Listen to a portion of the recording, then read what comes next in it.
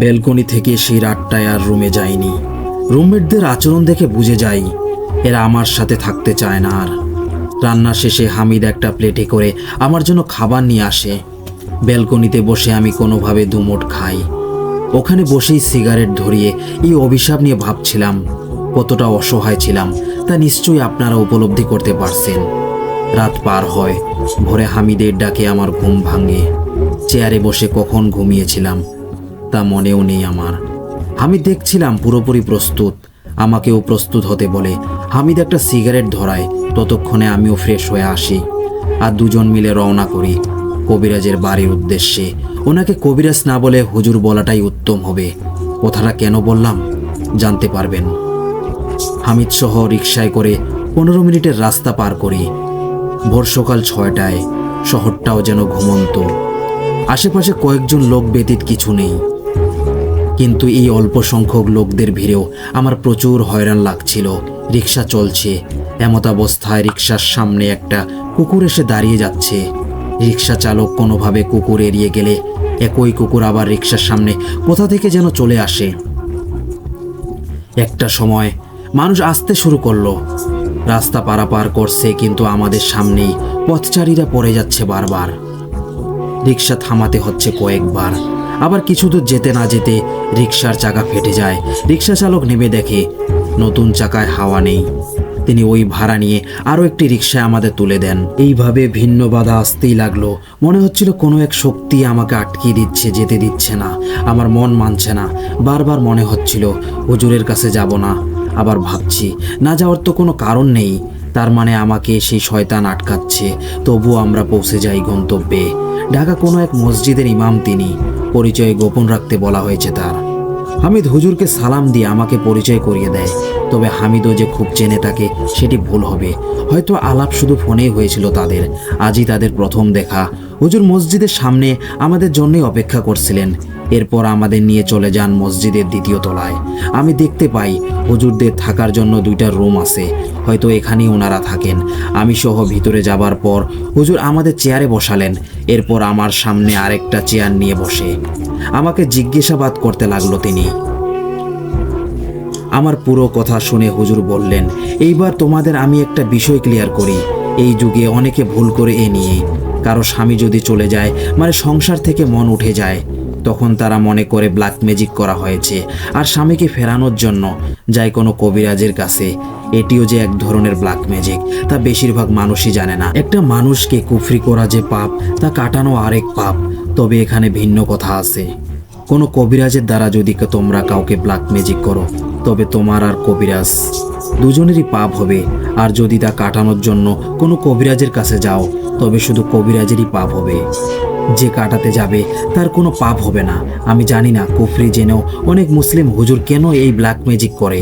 এখানে ব্যাপারটা এমনও হতে পারে, গুনাহ যেন আমরা দিনে 1000 গুনাহ করি, ওনারাও তেমন, তাদের কাছে এটি স্বাভাবিক। হুজুরের কথার ফাঁকে হামিদ বলে ওঠে, হুজুর এসব আমাদের বলছেন কেন? আমার মনে হচ্ছে না আপনার ওই টপিকের সাথে আমাদের কোনো সম্পর্ক আছে। হামিদের প্রতি উত্তরে হুজুর আবার বললেন, আছে, সম্পর্ক অবশ্যই আছে। পুরো কথা শোনো, ক্লিয়ার হয়ে যাবে। কাউকে কুফরি করা এক, কুফরি কাটা আরেক। রাস্তায় কাউকে জিনে আসর করা এক, আবার মানুষকে জিনের ভালো লেগে যাওয়া আরেক। ঘর থেকে কোনো স্বামী নিজ ইচ্ছায় বের হয়ে যাওয়া এক, আর কুফরি করেছে মনে করে আবার কুফরি করে ফিরানো আরেক।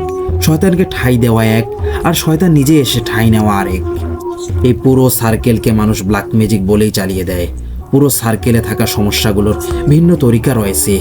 এক এক রোগের চিকিৎসা এক এক রকম। আমরা অনেকে ঠকে যাই কবিরাজের কাছে, কিন্তু ঠকে যাওয়ার আগে ভাবি না কেন আমরা ঠকেছি। কবিরাজ তো নাম করাই ছিল,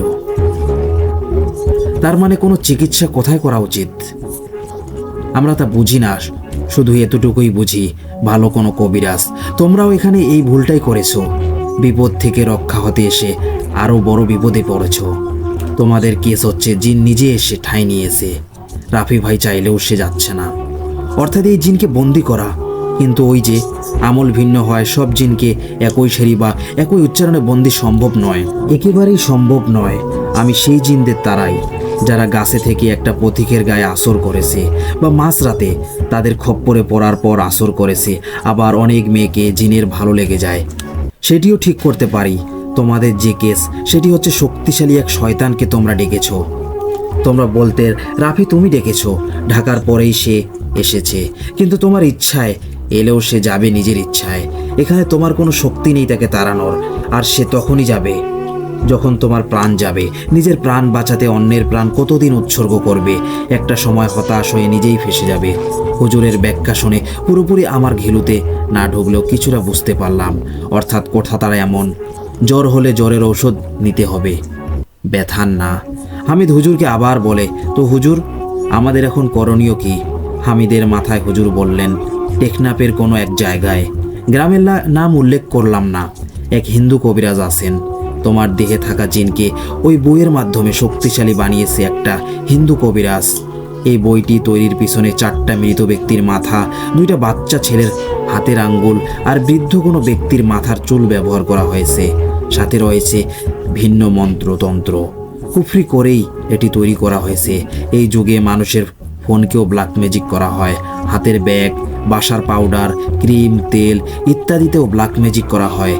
ব্যক্তির ব্যবহার জিনিসে কালো জাদু করার প্রভাব সরাসরি ব্যক্তির উপর পড়ে। একইভাবে এই বইটিতেও কালো জাদু করা হয়েছে, যা সরাসরি বইয়ের বর্তমান মালিকের উপর পড়বে। এই বইয়ের নির্দিষ্ট কোনো পরিচালক নেই, এটির পরিচালক শয়তান নিজেই। শুধু মালিক নামের মানুষগুলো এর শিকার হয়। আমি চাইলেই এখন এই বই নষ্ট করতে পারি, কিন্তু এতে আমার বড়সড় কুফরি করে পাপ কামাতে হবে, যা আমি জীবনেও করব না। তাই কুফরি যারা করে তাদের কাছেই যেতে হবে। এই জন্য তোমাদের এই মুহূর্তে সেই কবিরাজের কাছে যেতে হবে, যিনি এই বই নষ্ট করতে পারবে। হুজুরের কথা শুনে হামিদ আবার বলে, হুজুর আরেকটা কথা বলেছিলেন, আমরা আপনার কাছে এসে কোন ভুল করলাম, আর এতে আমাদের কিসের বিপদ হবে?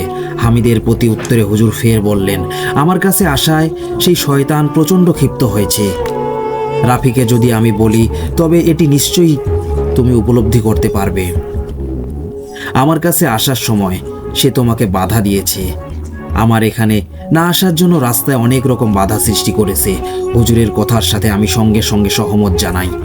হুজুর আবার বললেন, মসজিদের সামনে এসে যখন নেমেছিলে তখন তোমাদের পিছনে আমি একটা কুকুর দেখতে পাই। যখন তোমরা আমার দিকে অগ্রসর হচ্ছিলা তখন সেই কুকুর মানুষের মতো দক্ষিণে নারিকেল গাছে উঠে যায়। অর্ধেক গাছে ওঠার পর ওটা আর কুকুর থাকেনি, একটা কালো কুচকুচে মানুষের বেশ ধরে আগায় চলে যায়। মসজিদ পবিত্র স্থান, তাই সে আমাদের সাথে এখানে আসতে পারেনি। আমাদের এখন যা কথোপকথন হচ্ছে এটিও সে জানে না। তবে তোমরা মসজিদ থেকে বের হলে সে রাফির মনের সব কথা জেনে নিবে আর বুঝে যাবে তোমরা হিন্দু কবিরাজের শরণাপন্ন হবে। এটি জানার পর সে চরমভাবে হামলা করতে পারে। বিপদ এখানেই, হিন্দু কবিরাজের কাছে যাওয়ার আগ অবধি রাফির মৃত্যুর ঝুঁকি রয়েছে। এইবার আর আমার শান্ত থাকা হয়নি, গা থরথর করে কাঁপছিল, ভয়ে আমার কপাল বেয়ে ঘাম ঝরছে। আমি কি যেতে পারবো ওই কবিরাজের কাছে? তবুও কিছুটা আশা নিয়ে হুজুরকে বললাম, হুজুর ওই কবিরাজের কাছে যাওয়ার আগ অবধি আমাকে কিছু একটা দেন, যাতে বিপদ মুক্ত থাকতে পারি। আমি জানি আল্লাহর কালামের উপর কোনো শক্তি নেই, আপনি কিছু একটা করুন। আমার অনুরোধ শোনার পর হুজুর আবার বললেন, ওই হিন্দু কবিরাজও আরবি আয়াত ব্যবহার করবে, কিন্তু কৌশল ভিন্ন, যা আমার পক্ষে করা সম্ভব নয়। আমি এখন তোমাকে কিছু করা মানেই শয়তানটার সাথে পাঙ্গা নেওয়া। তবে একটা কাজ করতে পারি। এ বলে হুজুর উঠে যান, টেবিল থেকে পানির একটা বোতল নিয়ে আমার সামনে আসেন। বোতলের মুখ খুলে তিনি বিড়বিড় করে কিছু সূরা পাঠ করে এরপর বোতল থেকে হালকা একটু পানি হাতে নিয়ে আমার গায়ে ছিটিয়ে দেয়। আমি উপলব্ধি করছিলাম পানির ফোঁটা যেখানেই পড়েছে সেখানেই গরম লাগছিল, যেন তিনি গরম পানি ছিটিয়ে দিল আমার গায়ে। এরপর হুজুর বোতলটা হামিদের হাতে দিয়ে বলে, রাফি ভাই যখনই অস্বাভাবিক কিছু করবে তখনই সূরা নাস, সূরা ফালাক আর আয়াতুল কুরসি উচ্চারণ করে এই পানি তার গায়ে ছিটিয়ে দিবেন। বেশি দিবেন না, হালকা ছিটাবেন, না হলে ওনার চামড়া জ্বলে যাবে। কবিরাজের ঠিকানা নিয়ে হুজুরকে বিদায় দিয়ে বের হলাম। দক্ষিণে নারিকেল গাছটায় তাকিয়েছি, আমি কিছুই দেখতে পাচ্ছি না। হুজুরের বর্ণনা অনুযায়ী শয়তান ওখানে আছে, আবার আমার গায়ে হয়তো প্রবেশ করবে। তখন হামিদ আমাকে পানি ছিটিয়ে দিবে। মনে হচ্ছিল আমি নিজেই একটা শয়তানে রূপান্তরিত হলাম। কতটা ভয়ের সম্মুখীন হতে হবে আমার, তা আমি কল্পনাও করিনি। হুজুরকে বিদায় দিয়ে আসার পর ভয়কে আমি খুব কাছ থেকে অনুভব করছি। জানতে চান কি হয়েছিল? বাসায় আস্তে আস্তে বেলা দুপুর হয়ে যায়। হামিদের ভাব দেখে বোঝা যাচ্ছে সে কাল যেতে পারবে না, মানে ছুটি তো শুধু আজ, হয়তো আমাকে একা পাঠাবে। বাসায় আসার পর হামিদ আমাকে বলে মহাজনের সাথে কথা বলে আসি আমি, কয়েকদিন ছুটি নিতে পারি কিনা দেখি, তোকে তো একা ছাড়া বিপদ হবে। বুঝলাম হামিদ আমার সাথে যাবার জন্য চিন্তা করছিল এতক্ষণ। মহাজনের কাছে যাবার সময় আমাকেও ডেকেছে। বাসা বেশি দূরে নয়, যাওয়া আসায় 10 মিনিট লাগবে সর্বোচ্চ। এদিকে বাসায় কেউ নেই, আমাকে একা যেতে চায়নি সে। আমি নিজেই তাকে জোর করে পাঠালাম। 10 মিনিটের ব্যাপার, কি আর হবে। তবে হামিদ বের হয়ে বাহির থেকে তালা মেরে দেয়, যাতে আমার গায়ে আসর করলেও আমি রুম থেকে বের হতে না পারি, মানে রুমেই যেন থাকি। হামিদ চলে যাবার পর আমি বিছানায় বসে ফোন চালাচ্ছিলাম। 2 মিনিট পর আমি কিছু উপলব্ধি করি। আমার অনুভব হচ্ছিল পাশের রুমে কেউ হাঁটাহাঁটি করছে। বিশ্বাস করবেন কিনা জানি না, ভয়ে আমার সারা গা তখন থরথর করে কাঁপছিল। বাসায় কেউ নেই, হামিদও তালা মেরে বের হয়েছে। পুরো বাসায় আমি একাই। তাহলে পাশের রুমে কার হাঁটার শব্দ আসে?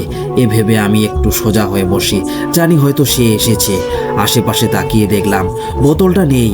হামিদ বোতল কোথায় রাখলো, নাকি পকেটে করেই ভুলে নিয়ে গেছে? এদিকে পাশের রুমে সেই পায়ের শব্দ, এবার একটা নয় 2-3 জনের শব্দ শোনা যাচ্ছিল। তারা হাঁটছে না, দৌড়াচ্ছে। আমি ভয়ে খাটের কিনারায় গিয়ে দেওয়ালে পিঠ লাগিয়ে দিয়েছি। এরপর মনে মনে সূরা পড়তে থাকি। এদিকে আচমকা কারেন্ট চলে যায়। আমার গায়ের প্রত্যেকটা লোম এইবার দাঁড়িয়ে গেছে। দরজা জানালা সব বন্ধ, কারেন্টও চলে গেছে। ভেন্টিলেটর দিয়ে হালকা আলো পড়ছে রুমে, তবে অনেক বেশি অন্ধকারও নয়। আমার গা কাঁপছে থরথর করে। হামিদ কেন আসতেছে না ভেবে আমি পাগল হচ্ছি। চোখ যায় ফোনের দিকে, হামিদকে কল দেওয়ার জন্য আমি এগিয়ে ফোনটা নিলাম। আশ্চর্য রকমে ফোনটা তখনই অফ হয়ে যায়, অথচ চার্জ পুরো ছিল। ফোন খোলার চেষ্টা চালাতে চালাতে বাথরুম থেকে একটা ছোট্ট বাচ্চা দৌড়ে পাশের রুমে চলে যায়। আমার চোখ ফোনের দিকে থাকলেও বাচ্চাটার মিষ্টি হাসি আর তার দৌড় অবস্থায় ছায়ার মতো দেখেছি। ব্যাপারটা হরর মুভির মতো শোনাচ্ছে, তবে বুঝবেন সামনে ক্লিয়ার করতেছি। আমি পাশের রুমে তো যাইনি, কিন্তু বিছানা থেকে বসে পাশের রুমের দরজায় তাকিয়ে রইলাম। তখনই পাশের রুম থেকে নিপার চাচাতো ভাই আমার নাম ধরে ডেকে বলে, প্রাণ দে। নিপার চাচাতো ভাইয়ের কণ্ঠে শুনে আমার ভিতরটা মচড়ে উঠেছে। যে মারা গেছে সে আমাকে ডাকছে। জানি না তখনও আমি জ্ঞান কেন হারাচ্ছিলাম না। ওই ডাকের স্বর কান থেকে যেতে না যেতেই আমার ছোট ভাই ডাক দেয়, ভাইয়া। এক মুহূর্তের জন্য মনে হলো আমার দ্বারা ওরা মরেছে। তাই পাশের রুমে দুজনেই আছে। কিছুক্ষণ পর আবার পাশের রুমে কয়েক শত মানুষের শব্দ শুনতে পাই আমি। এইবার মনে হলো এই বইয়ের দ্বারা যারা যারা মরেছে সবাই ওই রুমে। আমি ভয়ে আর নিজেকে কন্ট্রোল করতে পারিনি। জোরে এক চিৎকার দিয়ে খাট থেকে উঠে যাই। দরজার কাছে গিয়ে জোরে জোরে দরজা ধাক্কাতে লাগলাম। আমি তো বাইরে তালা মেরেই দিল। যদি অন্য রুমের কেউ শুনে আমার ডাক তবে তো ভালোই হতো, তবে দরজা ভেঙে আসবে সেই আশায় দরজা ধাক্কাতে ধাক্কাতে একসময় দরজা আমনা আমনি খুলেও গেছে। আমি দেখলাম বাইরে কোনো তালা নেই, কিন্তু স্পষ্ট মনে আছে হামিদ তালা নিয়ে বের হয়ে তালা মারছিল। তবে যাই হোক, আমার মনে হলো এখন দৌড়ে নিচে চলে যাওয়া উচিত। যখনই বের হতে যাচ্ছিলাম তখন দেখি এক বিরল দৃশ্য। সিঁড়ির রুমে উল্টো দিকে মুখ করে কেউ বসে আছে। পিছন থেকে দেখে যা বুঝলাম এটা কোনো বৃদ্ধ মহিলা। পুজো হয়ে সে সিঁড়িতে বসে আছে। আমার জানা মতে এই বাড়িতে কোনো মহিলা থাকে না। দোতলা বাড়ির নিচে মার্কেট, আর উপরে আমরা থাকি। ছাদে কাজ চলছে, তবে কাজ বাকি। যারা থাকে সবাই ব্যাচেলর। তবে এই মহিলাকে এতক্ষণ যা ঘটেছে তা হিসেব করলে ধারণা করা যায় উনিও তাদের কেউ। অন্যান্য দরজার দিকে তাকিয়ে দেখি সবার রুমের দরজা খোলা, কিন্তু বাসায় কারো সারা শব্দ নেই। ধীরে ধীরে আমি অবাকই হচ্ছিলাম। তখনই বুড়ি মহিলাটা আচমকা আমার দিকে ঘুরে তাকায়। আমি দেখতে পাই দেহ বৃদ্ধের মতো হলেও চেহারা নিপার মতো, চোখটা কালো কুচকুচে। ভয়ে আমি উল্টো রুমে ঢুকে দরজা বন্ধ করে দিয়েছিলাম। এরপর দিক বেদিকে হয়ে ছুটে যাই ব্যালকনিতে। দৌড়ের মধ্যেই কেউ আমার হাতের কবজায় সজোরে আঘাত করে। টেকনাফ যাবার আগে আমাকে আবার হাসপাতালে নিয়ে আসা হয়েছে। আমার হাত পা কাঁপাকাঁপি করছিল। বেডে শুয়েছিলাম, চোখ দুটি ছিল লাল আর ফোলা। গাল অনেকটা ভেঙে আছে আমার। হামিদের থেকে জানতে পারি মূল ঘটনা। হামিদ যেভাবে বলেছে আমি সেইভাবে বলছি। মহাজনের বাড়ি গিয়ে যখন আমি আবার বাসায় আসি, দেখলাম দরজাতে তালা মারাই আছে। তালা খুলে রুমে গিয়ে দেখি তুই দেওয়ালের সাথে পিঠ লাগিয়ে অন্যমনস্ক হয়ে আসিস।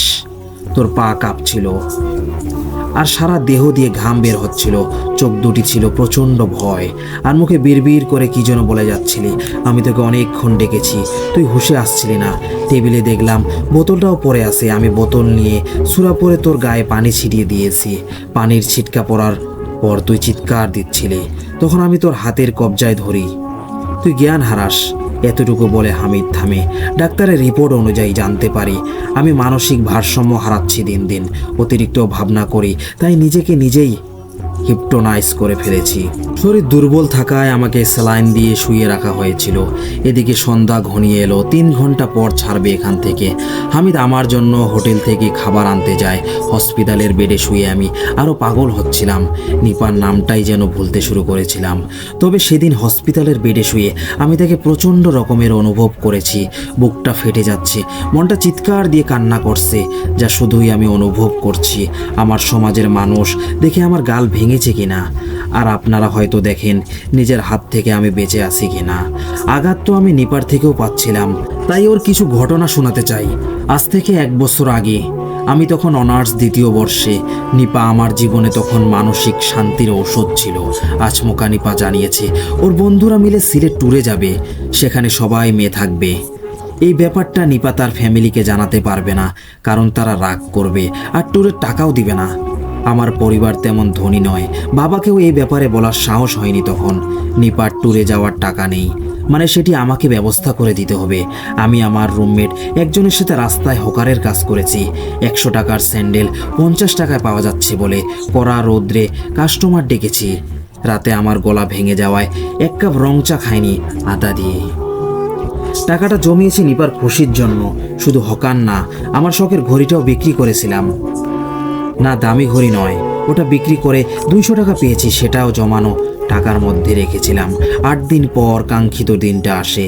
নিপার ট্যুরের সময় আমি 10,000 টাকা নিপার হাতে তুলে দিয়েছিলাম, কিন্তু এখানে আমার মেহনত করা টাকা মাত্র 4,000।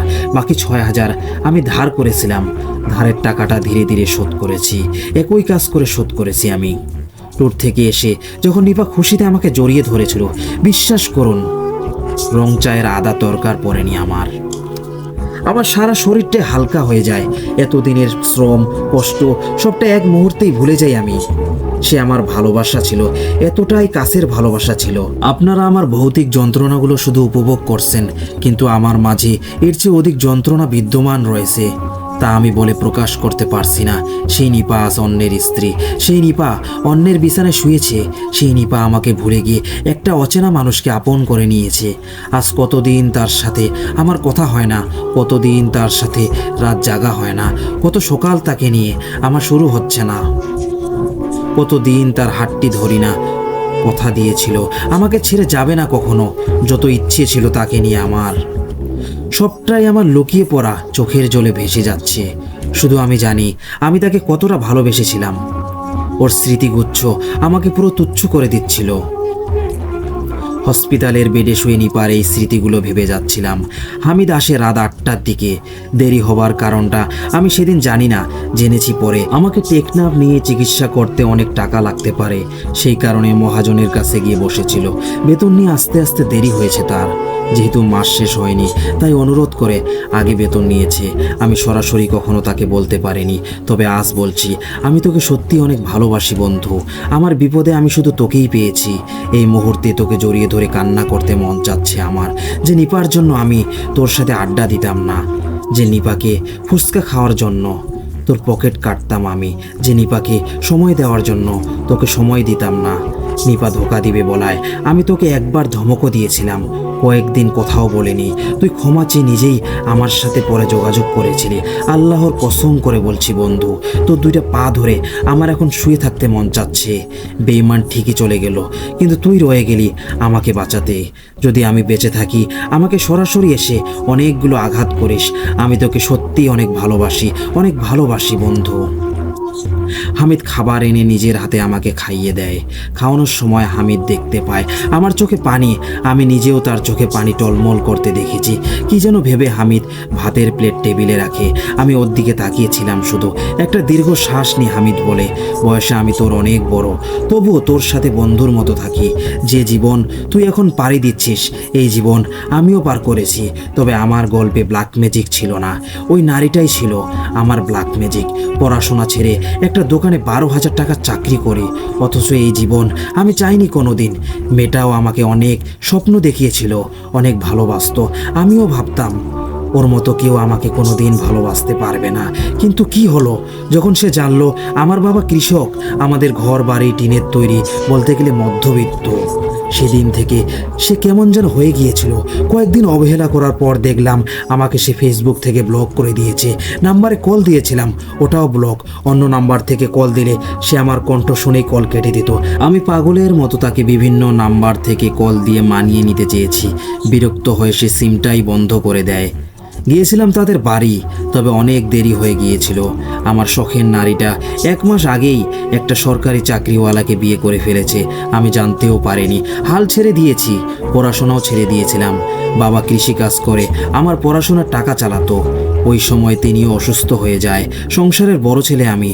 সংসারের হাল ধরার জন্য এক বুক যন্ত্রণা নিয়ে নেমে পড়ে জীবন যুদ্ধে। তোর ঘটনা তো আমাকে বলেছিস, আরও অনেকেই জানে। হালকা হয়তো তুই কিছুটা হলেও হতে পারিস। আর আমার এই যন্ত্রণার কথাই প্রথম তোকে বললাম। আজ এত বছর সবটা আমি একা সহ্য করেছি। সবাই যখন ঘুমাস আমি তখন আমার বালিশ ভিজাই। জানি সে ধোঁকা দিয়েছে আমাকে, কিন্তু আমি তাকে আজও ভালোবাসি। তার প্রতি জন্ম নেওয়া মায়া একটুও কাটেনি আমার। মানুষটা হয়তো নেই, কিন্তু তার স্মৃতিগুলো আমার সাথে নিত্যদিন চলাফেরা করে। তোকে দেখে আমি আমাকে খুঁজে পাচ্ছি। সেই আমিটা অনেক ভেঙেছিলাম। যাই হোক, মিছে মায়ার এই যন্ত্রণা যত তাড়াতাড়ি ভুলতে পারবি তত মঙ্গল। মায়ার জন্য নিজেকে শেষ করিস না। কষ্ট পেলে অনেক কাঁদবি, চিৎকার দিতে মন চাইলে আমার মতো কোনো ফাঁকা স্থানে গিয়ে চিৎকার দিয়ে কান্না করবি। তবুও জীবনের উদ্দেশ্যকে ছেড়ে দিস না। আমাকেই দেখ, কখনো বুঝেছিস আমি ভিতরে এতটা ভেঙে চড়ে আসি? হামিদ কথাগুলো যখন বলল তখন তার চোখে টলমল করা পানিগুলো নিজেকে আটকে রাখতে পারেনি, ঝরে পড়ে যায়। হামিদ বাম হাতে পানি মুছে প্লেট আবার নেয়, এরপর আমাকে খাইয়ে দেয়। ভেবেছিলাম পৃথিবীতে শুধু আমি একাই এত কষ্ট পাচ্ছিলাম, কিন্তু তখন জানলাম নিশ্চুপ আর একাকিত্ব পছন্দ করা মানুষগুলোর মধ্যেও একটি ভয়ানক গল্প থাকে। হাসপাতালে টাকা পরিশোধ করার পর নিয়ে আসে আমাকে বাসায়। বাসার সবাই আজ আর ভিন্ন চোখে তাকাচ্ছে না আমাকে। আমার ব্যাপারে তারাও সবটা জেনেছে। হামিদ ওদের বলেছে সব, যাতে আমাকে বের না করে দেয়। সবাই আমাকে ধরাধরি করে বিছানায় বসায়। আমার শরীর ছিল প্রচুর রোগা, হাত পা চিকন হয়ে মোটামুটি বাজে ধরনের হাল। হামিদ সিগারেটের প্যাকেট বিছানায় রেখে হাত মুখ ধোয়ার জন্য যায়। ছেলেদের মধ্যে কেউ যতই অসুস্থ হোক, সিগারেটের আড্ডাটা যেন হতেই হবে। কিছুক্ষণ পর হামিদও এসে সিগারেট ধরায় একটা। আমি হামিদকে বললাম, টেকনাফ কখন যাওয়া হচ্ছে? হামিদ আমার প্রতি উত্তরে বলে, তোর শরীরের যে হাল, রাতটা বিশ্রাম কর, আল্লাহ বাঁচাইলে আগামীকাল সকালে রওনা করব। হামিদের কথা শুনে রুমের অন্য একজন বলে, টেকনাফ যাওয়ার কি দরকার?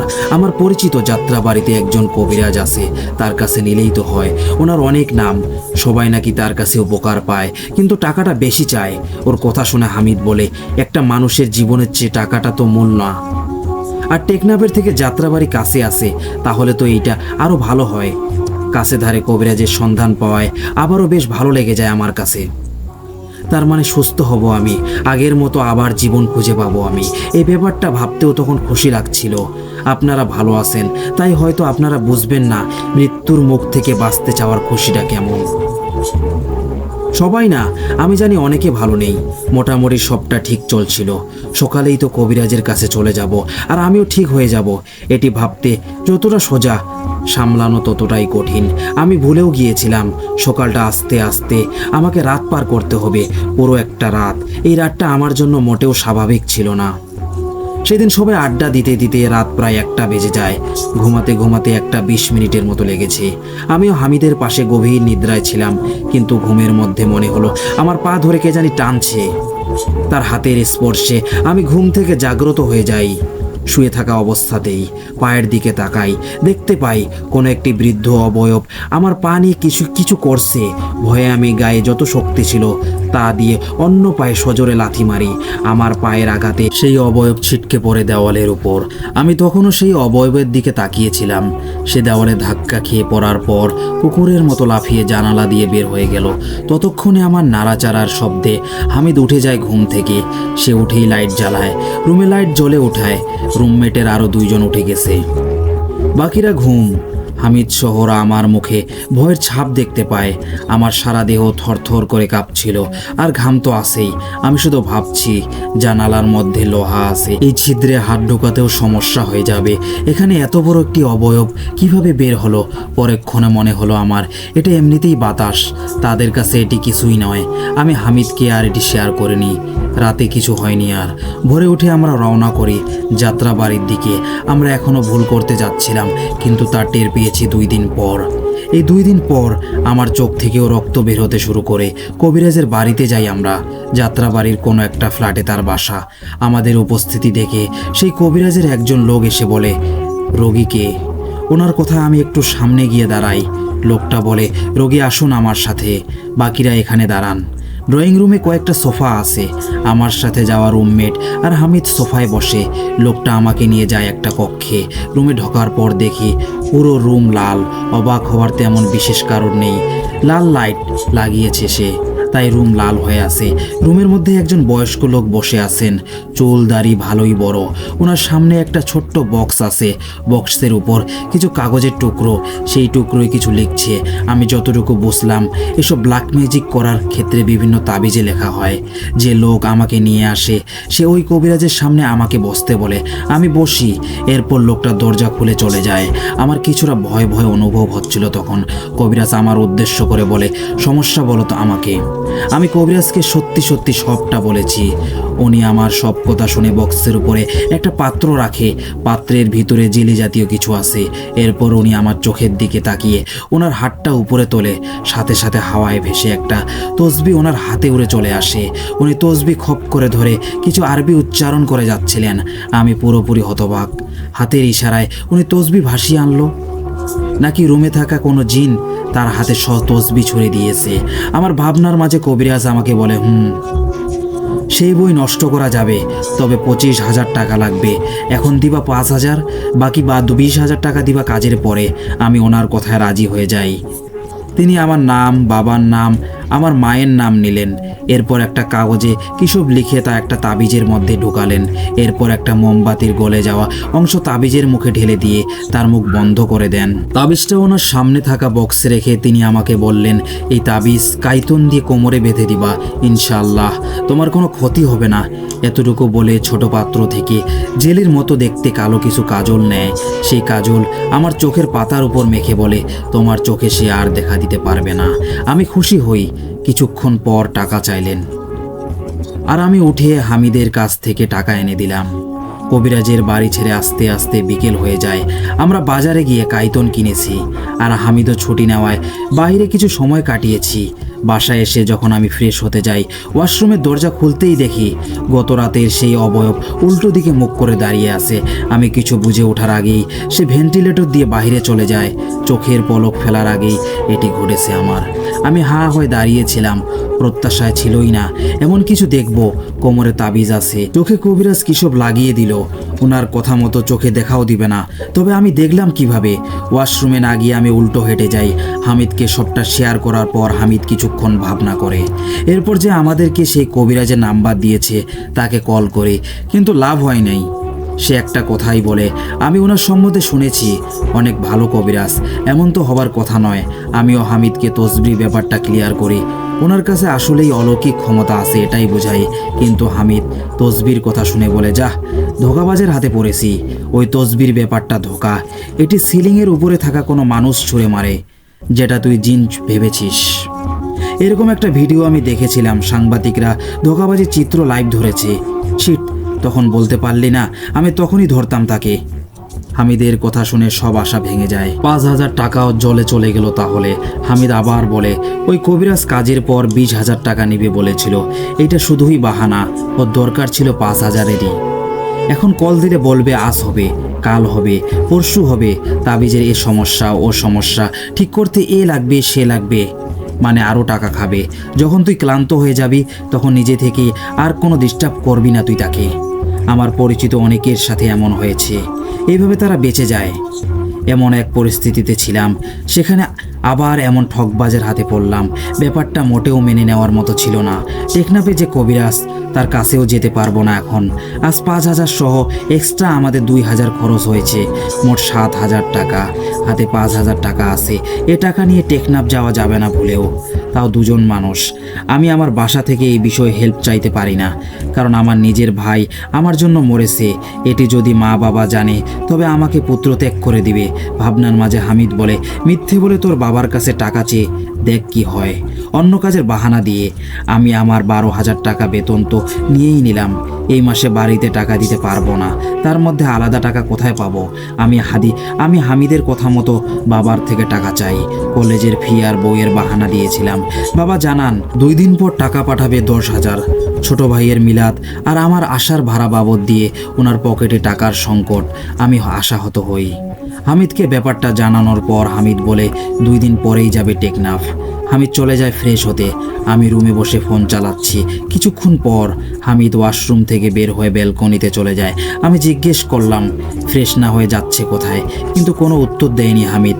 ভেবেছি শুনেনি। তখনই আমার কানে আসে ওয়াশরুমে পানির শব্দ। বুঝে যাই সবটা। হামিদ তো গোসল করছে এখনো, তাহলে বারান্দায় হেঁটে গেল কে? সাথে সাথে টেবিল থেকে হুজুরের দেওয়া বোতলটা নিয়েছি। সূরাগুলো পরে বোতল থেকে হালকা কিছু পানি নিজের গায়ে ছিটাই। এরপর আর মোটামুটি কিছু হয় নাই, কিন্তু রাত হতে হতে আমি প্রচুর অসুস্থ হচ্ছিলাম। আমার চোখ ধীরে ধীরে লাল হয়ে যাচ্ছিল। কনজাংটিভাইটিস রোগে মানুষের চোখ যেমন লাল বর্ণ ধারণ করে, ঠিক তেমনি ব্যতিক্রম নেই কোনো। আমি দুর্বল হতে থাকি অনেকটাই। হামিদ আমার পাশে বসেছিল। ডাক্তারের কাছে যাবে নাকি হুজুরের কাছে, সেসব সিদ্ধান্ত করার মধ্যেই আমি বমি করতে শুরু করি। এক বমিতে মুখ দিয়ে শুধু রক্তই বের হয়েছে। বমি শেষে যখন সোজা হয়ে হামিদ আমাকে দেখেই ভয় পেয়ে যায়। আমার চোখ থেকে তখন রক্ত বের হচ্ছিল। আমার অবস্থা দেখে হামিদ দৌড়ে যায় অন্য রুমে। হুজুরের দেওয়া বোতলটা নিয়ে আসে আমার কাছে। সূরা পরে সেই বোতলের পানি আমার গায়ে মারার পর কোনো পরিবর্তন আসেনি। আমি অনবরত বমি করেই যাচ্ছিলাম, আর চোখ থেকেও ফোঁটা ফোঁটা রক্ত বের হচ্ছিল। রুমমেটের সবাই ভয়ে চিল্লাফাল্লা শুরু করে দেয়। হামিদ সবাইকে দোয়া কালাম পড়তে বলে। ওদের ভয়ের কারণে হয়তো সূরার সঠিক উচ্চারণ হয় নাই। আমার মধ্যে কোনো পরিবর্তনই খেয়াল রাখা যায়নি। তাড়াহুড়া করে হামিদ ফোন দিয়ে কল দেয় হুজুরকে। যে হুজুর আমাদের বোতলটা দিয়েছিল সেই হুজুরকেই কল দেয়। প্রথমবার রিসিভ না হলেও পরের বার কল তিনি রিসিভ করেন। কথার ভাব শুনে বোঝা যাচ্ছে ঘুম থেকে উঠে কল ধরেছেন। হামিদের থতমতো আর আমার বমির আওয়াজ শুনে হুজুর বলেন, ফোন লাউড স্পিকার দাও। হামিদ ফোন লাউড স্পিকার দেওয়ার পর হুজুর কিছু আয়াত উচ্চারণ শুরু করে। হুজুর যখন সূরা শুরু করে তখন আমার মনে হচ্ছিল মাথার ভিতরে প্রচণ্ড ব্যথায় সব ছিঁড়ে যাচ্ছে। এই ব্যথা বলে বোঝানোর মতো নয়। আমি যত ব্যথায় ছটফট শুরু করে দেই, তত আমার মুখ দিয়ে রক্ত প্রবাহিত হতেই থাকে। হামিদ হাতে ফোন রেখে আমার দিকে স্পিকার ধরে হুজুর কেরাত উচ্চারণ করেই যাচ্ছে, আর আমি বিছানায় রক্ত সহ গড়াগড়ি করে যাচ্ছিলাম। এদিকে হামিদ বুদ্ধি করে রুমে থাকা স্পিকারে ফোন কানেক্ট করে দেয়। এতে হুজুরের শব্দ আমি স্পষ্ট শুনতে পাচ্ছিলাম, যার ফলে আমার কান দিয়ে যেন কোনো গরম বাতাস বের হতে শুরু করে। আমি আমার সর্বশক্তি দিয়ে চিৎকার দিতে শুরু করছিলাম। এই যন্ত্রণা সহ্য করার মতো ক্ষমতা আমার ছিল না। নিপার যন্ত্রণার চেয়েও এটি 5 গুণ বেশি। বুঝে নিন কতটা অসহ্য যন্ত্রণা আমি সহ্য করেছিলাম। আরও কিছু সময় কেটে যাবার পর মনে হলো মাথা থেকে ভারী কিছু একটা নেমে গেছে আমার, অর্থাৎ পুরো মাথাটা একেবারে হালকা হয়ে যায়। তারপর আর কিছু মনে নেই আমার। যখন জ্ঞান আসে আমার, তখন দেখি হামিদ সহ অন্যান্য রুমের ব্যাচেলাররা আমার রুমে, প্রায় 15 থেকে 20 জন ছেলে, সবাই আমার দিকে তাকিয়ে আছে। মাথাটা ঘুরিয়ে যখন ডান দিকে তাকাই তখন দেখি হুজুরও আমার পাশে। কি হয়েছিল জানতে চাইলে হুজুর আমাকে বলে, তোমাকে উপস্থিত রোকাইয়া না করলে আজ তোমার মৃত্যু অনিবার্য ছিল। হামিদের থেকে জানলাম একটা কবিরাজের কাছে গিয়েছিলে, যার জন্য শয়তানটা রেগে যায়। সে চায় তোমাকে মেরে ওই বইটার মালিক অন্য কাউকে বানাতে। সে এখন প্রচুর ক্ষুধার্ত। যদি তুমি তোমার কোনো শত্রুর প্রাণও তাকে দিয়ে দিতে, তবুও সে তোমার ক্ষতি করত, কারণ সে দিন দিন লোভী হচ্ছে। একটা সময় উপদেশ ছাড়াই দিনে 6 থেকে 7টা প্রাণ সে চেয়ে বসত। যাই হোক, বোতলের পানি কাজ করেনি, কারণ শয়তান দূর থেকে তোমাকে বশ করেনি, সে নিজেই তোমার দেহে প্রবেশ করেছিল, তোমার মস্তিষ্ক খাওয়া ধরেছে, যার কারণে চোখ আর বমির সাথে রক্ত এসেছে। আমি একটা তাবিজ বেঁধে দিয়েছি তোমার হাতে, মাত্র 21 ঘন্টায় এই তাবিজ কাজ করবে। 21 ঘন্টা পর শয়তান নিজেই এই তাবিজ নষ্ট করে দিবে। মনে রাখিও, সে নিজেই ব্ল্যাক ম্যাজিকের একজন শয়তান। আল্লাহ শয়তানকেও শক্তি দান করেছে যাতে তারা মানুষকে ধোঁকা দিতে পারে, ক্ষতি করতে পারে, সেই জন্যই। কিন্তু আমাদের কাজ হচ্ছে ওদের ধোঁকা থেকে নিজেকে সরিয়ে রাখা। আমি শুনেছি তুমি নামাজ পড়ো না ঠিক মতো, তোমার রুমের কেউ নামাজ পড়ে না। শয়তান এতে সুযোগ বেশি পেয়েছে। আজ থেকে আল্লাহর ইবাদত করা শুরু করো আর দ্রুত টেকনাফের কবিরাজের কাছে যাও। হিন্দু কবিরাজ তার কুফরি শক্তি দিয়ে শয়তানকে আটকে দিবে, আর এই বইও নষ্ট হয়ে যাবে। তাই 21 ঘন্টা আগে কবিরাজের কাছে যাও, নয়তো শয়তান আবার আক্রমণ করে বসবে। এতটুকু বলে হুজুর উঠে যায়। আমি দেখতে পাই অন্য রুমে ভাড়া নেওয়া ছেলেরাও কেমন এক দৃষ্টিতে আমার দিকে তাকাচ্ছে, যেন আমি কোনো কুৎসিত বা হিংস্র চেহারার মানুষ। এটি হুজুর হয়তো বুঝেছে। তিনি দাঁড়িয়ে আবার বললেন, ফোনে তোমার রুকাইয়া করতে করতে আমি তোমার বাসায় আসি, এসেই আগে তোমার গা বন্ধ করেছি, নয়তো আমার সূরা পড়া বন্ধ হলেই সে আবার ভর করত। ছেড়ে যাবার আগে শয়তান তার একটা রাগ উঠিয়ে যায় তোমার উপর। তাই আমি অনুরোধ করব, তুমি ফোন হাতে নিও না, আয়না দেখিও না, নয়তো মনোবল হারাবে। এতটুকু বলে হুজুর চলে যান। হামিদ আমার দিকে তাকিয়ে আছে। আমি ধারণা করেছি হয়তো আমার চেহারায় কিছু একটা হয়েছে, তাই সবাই আমাকে দেখে এমন করতেছে। হুজুর নিষেধ করেছে ঠিক আছে, কিন্তু আমার তো চেহারা দেখাই লাগবে। আসলেই কেমন হয়েছে আমার চেহারা? আমার এসব ভাবনার মধ্যে হামিদ অন্যদের বলে, তাহলে শুরু করি সবাই, যে যা পারেন দেন। ওর বাবা টাকা পাঠালে সবারটাই ফেরত দেওয়া হবে। হামিদের কথা শুনে দেখলাম অন্যরা নিজেদের পকেটে হাতিয়ে টাকা পয়সা বের করতে লাগলো। আমি হতবাক হয়ে তাকিয়েছিলাম। কেউ 200, কেউ 500, আবার কেউ 1000 টাকা হামিদের সামনে রাখে। অজ্ঞান অবস্থায় কি সিদ্ধান্ত নিয়েছে এরা তা তো জানি না, কিন্তু এখন বুঝতে পারলাম হামিদ আমার জন্য সাহায্য চেয়েছে। 4 থেকে 5 জন টাকা রাখার পর একজন হামিদের সামনে বসে বলে, ভাই, আমার অসুখের সময় রুমের কোনায় পড়েছিলাম। আমার রুমমেট তো বাদ, অফিসের স্যারও আমার খবর নেয়নি। খারাপ সময়ে আপনি আমাকে ডাক্তারের কাছে নিয়ে গিয়েছিলেন। খাবারের পর আমাদের রুমে যেয়ে আমাকে ঔষধের কথা মনে করিয়ে দিয়েছিলেন। আপনাকে আমি শুধুই প্রতিবেশী না, আমার আপন বড় ভাইয়ের মতো ভাবি। আগামী সপ্তাহে আমার বোনের বিয়ে, তাই টাকা পয়সা জোগাড় করে রেখেছি। রাফি ভাইয়ের বাবা না পাঠালো আমার আফসোস থাকবে না। বাহানা দিয়ে আমি না হয় নিজের বোনের বিয়েতেই যাব না। আমি না গেলে বোনের বিয়ে ঠিকই হবে, কিন্তু আপনার বিপদে সাহায্য করার সুযোগ চলে গেলে এটি হয়তো আবার ভাগ্যে জুটবে না। তাই কোনো হতাশ না করে এই টাকাটা নিন, রাফি ভাইয়ের চিকিৎসা করান। যখন আপনার মনে হবে তখন দিন। এ বলে লোকটা 20,000 টাকার একটা বান্ডিল হামিদের হাতে তুলে দেয়। হামিদ টাকাগুলো হাতে নিয়ে চোখের পানি ছেড়ে দিয়েছে। এই গড়িয়ে পড়া পানি কষ্টের না, সুখের পানি। লোকটাকে জড়িয়ে ধরে হামিদ। সবগুলো টাকা হামিদ রেখেছে। যা খরচ হবে তা বাদে যদি বাড়তি লাগে তবে খরচ করা যাবে, আর টাকা ফেরত এলে তা পাওনা টাকায় দিয়ে দিবে। তখনই যারা 500, 1000 করে দিয়েছিল ওরাও বলে, আমাদের টাকা ফেরত দিতে হবে না হামিদ ভাই। এই বাড়িতে মোট 8টা রুম আছে। প্রত্যেকটা রুমে থাকা মানুষকে আপনি কোনো না কোনোভাবে হেল্প করেছেন। আমরা আপনাকে চিনতামও না, অথচ সবার বিপদে আপনি সবার আগে পাশে দাঁড়ান। ফ্যান কারখানায় আমার চাকরি যাওয়ার পর পরিবারের চিন্তায় ডিপ্রেশনে চলে গিয়েছিলাম। আমার হাল দেখে আপনি কলকারখানায় আমার জন্য সুপারিশ করেছেন, আমার চাকরি আবার ফিরিয়ে দিয়েছেন। ভুলব না ওসব আমরা। রাফি ভাই আপনার নিজ এলাকার লোক, তার বিপদে আপনি এসে দাঁড়াচ্ছেন, আর আমরা চেয়ে তা দেখব? এই টাকাগুলো ফেরত দিবেন বলে আমাকে লজ্জা দিয়েন না।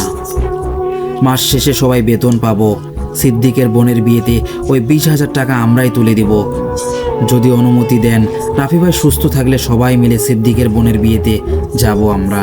আপনি আমাদেরকে নিজের পরিবার ভাবেন, আমাদেরকেও একটা সুযোগ দিন, নিজের পরিবারের পাশে দাঁড়ানোর সুযোগ। হামিদ ভাই সবার জন্য এত কিছু করেছিল, সবটা আমি আজকেই জানলাম। জীবনের প্রতিটা ভুলকে আমি একে একে চিহ্নিত করতে পারছি। নিপার জন্য আমি যাদের খবর রাখিনি কোনো দিন, আজ ওরা সবাই আমার পাশে, আমার বিপদে আমাকে সঙ্গ দিচ্ছে। যার মূলে আছে হামিদ, এই মানুষটাকেও আমি কম আঘাত করি নেই। সব ভুল আমাকে এখনো কাঁদাচ্ছে। রাতে যে যার রুমে চলে যায়। আমাদের রুমমেট সবাই খাওয়া দাওয়া করছে। হুজুরের কথা মতো সবাই আজ থেকে 5 ওয়াক্ত নামাজ পড়ার সিদ্ধান্ত নিল। ভুল মানুষ করে, ভুল আমরাও করেছিলাম, কিন্তু আমাদের চোখ থেকে সরে যায় কালো ছায়া। আমরা দিনদার হতে চাচ্ছিলাম তখনই। খাবার শেষে হামিদ ভাই রুমে জামাত করে সবাই পিছনে দাঁড়িয়ে নামাজ পড়ছিল। আমাকে ব্যালকনি থেকে অজু করিয়ে এনেছে। অসুস্থ, তাই বসে বসে আমি নামাজ পড়েছি। ওয়াশরুমে যেতে দেয়নি। যদি আমি আমার চেহারা দেখে ফেলি, আমি তখনও জানতাম না আমার চেহারা আসলেই কেমন দেখাচ্ছিল। নামাজ শেষে আমি হামিদকে বলি ওয়াশরুমে যাব। হামিদ আমাকে ধরে ওয়াশরুমের দিকে নিয়ে যায়। আমি ভিতরে গিয়ে দরজা বন্ধ করি। এরপর আয়নায় তাকিয়ে সজোরে চিৎকার মেরে কান্না শুরু করি। আমার কান্নার শব্দ শুনে হামিদ সহ সবাই দরজা ধাক্কাতে শুরু করে। কারণ কি জানেন? কষ্টের কথা কি বলবো, আমার চেহারা একটা কঙ্কালের মতো হয়ে গিয়েছিল। আমার চোখ দুইটা এত ভিতরে চলে গিয়েছে যে আপনার আমার কল্পনার বাহিরে।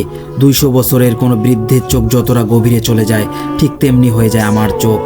গালে কোনো মাংস নেই বললেই চলে, সব মাংস হাড্ডির সাথে লেগে আছে। অজু করার সময় আমি খেয়াল করেছিলাম আমার গাল ভিতরে ঢুকেছে।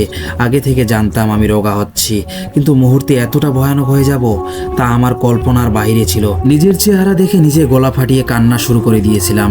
বাইরে ওদের দরজা ধাক্কাধাক্কি শুনে আমি এসে দরজা খুলি। হামিদকে এসে জড়িয়ে ধরি। আমার কান্না কে দেখে ভাই? এত কান্না করেছিলাম সেদিন, যা বলার মতো নয়। সবাই আমাকে ধরে রুমে নিয়ে যায়। আমি শুয়ে শুয়েও কান্না করছিলাম। হামিদ আমার কাছে এসে সান্ত্বনা দিয়ে বলে, আমরা ভোর 5টায় কক্সবাজারের বাসে উঠব। কবিরাজের শরণাপন্ন কালকেই হচ্ছি। আগের চেহারা আবার ফিরে পাবি, মন খারাপ করিস না। হামিদের কথা শুনে আমার কান্না যেন আরও বেড়ে যায়। আমি দেখতে এতটা ভয়ঙ্কর, তাও এই ছেলেগুলো আমাকে ভয় পেয়ে যাচ্ছে না কোথাও। ঘুরে ফিরে আমার কাছে রয়ে গেছে কৃতজ্ঞতার অনুভূতি। খুব কষ্ট পাচ্ছিলাম। সবাই ঘুম, শুধু আমি আর হামিদ জেগে আছি। হামিদ আমার পাশে বসে আমাকে শক্তি দিচ্ছিল। সান্ত্বনা দেওয়ার মাঝে ওর জীবনের অনেক কিছু শোনায়। কথার জালে পড়ে আমি অনেক কিছু বলি। এইভাবে কথাবার্তার মাঝে বেজে যায় রাত 3টা। দুজনেই উঠি, তাহাজ্জুদের নামাজ পড়ি। আল্লাহর কাছে আমি ইচ্ছে মতো কেঁদে কেঁদে ক্ষমা চাইছি। আমি পাপ করেছি, আমি শিকার যাচ্ছি, কিন্তু শুরু থেকেই আমাকে আল্লাহর কাছে সাহায্য চাওয়া উচিত ছিল। এমনও হতে পারে নিপার ওসিলায়, ব্ল্যাক ম্যাজিকের ওসিলায় আল্লাহ আমাকে তার দিকে অগ্রসর করেছে। রব ছাড় দেয়, ছেড়ে তো দেয় না। পাপের ভার বেশি হয়েছে বলেই হয়তো এটি আমার জন্য এক শিক্ষারূপে এসেছে। ফজরের নামাজ শেষ করে আমরা প্রস্তুত হই টেকনাফ যাওয়ার জন্য। ভোর 4:30টায় আমি আর হামিদ আসি সায়দাবাদ। পকেটে হামিদের টাকা সহ মোট 35,000 টাকা ছিল। মনোবল রেখে মুখে একটা মাস্ক পরে আমরা বাসে উঠি। আমার চেহারা যেহেতু কুৎসিত ছিল, তাই ঢেকে রেখেছিলাম। বরাবর 5টায় ছাড়ে গাড়ি, আর আমরা রওনা করি কক্সবাজারের দিকে। সেখানে থেকেই যাব টেকনাফ। 11 ঘন্টা জার্নি করে আমরা যাই কক্সবাজারে। বিকেল তখন 4টা বেজে কয়েক মিনিট। কলাতলি ডলফিন মোড় নেমে দক্ষিণে একটা রোড যায়।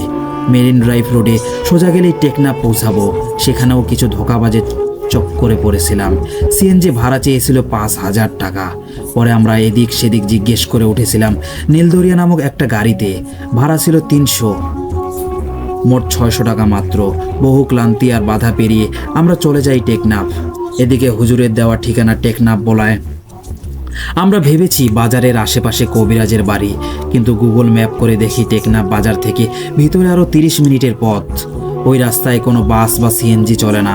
সিএনজি যাবে 2 বাজার অবধি, বাকিটা টমটম ব্যাটারি চালিত রিক্সা দিয়ে যেতে হবে। এতবার গাড়ি না বদলিয়ে একটা টমটম রিজার্ভ করি। ওনাকে কবিরাজের ঠিকানা দেখানোর পর নিজেই আমাদের বাড়ি নিয়ে যাবে আশ্বাস দেয়। ওনার ভাষ্যমতে কবিরাজের বাসা উনি চিনেন। টমটম যখন 10-12 মিনিট চলেছে, এর পরের রাস্তাগুলো মারাত্মক ভয়ঙ্কর ছিল।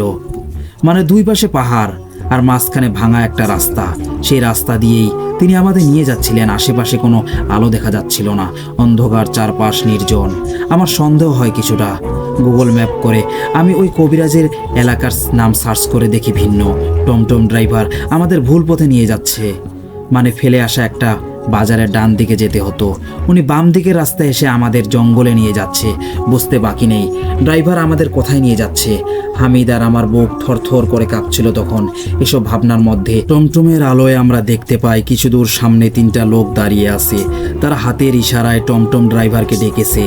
ড্রাইভারও টমটমের গতি বাড়িয়ে সেই 3 জন লোকের দিকে যাচ্ছে। আমরা চলন্ত টমটম থেকে লাফ দিয়ে পালানোর কথা ভেবেছি, কিন্তু ওদের কাছে বাইক আছে। দৌড়ে কত দূর বা যাব? তাছাড়া কোথায় নিয়ে এলো? এখানকার কিছুই তো চিনি না আমরা। হয় নয় ভাবতে ভাবতে টমটম ড্রাইভার তার গাড়ি দাঁড় করায়। আমাদের অজানা একটা ভয় তখন ঘিরে ধরেছিল। ভয়ে হাত পায়ের কাঁপুনি কল্পনা করার মতো নয়। এখন যদি দৌড় দিই তাও লাভ নেই, পায়ের কাঁপুনি বেশি দূর যেতে দিবে না। বাইক নিয়ে দাঁড়িয়ে থাকা 3 জন লোক আমাদের দিকে এগিয়ে আসে।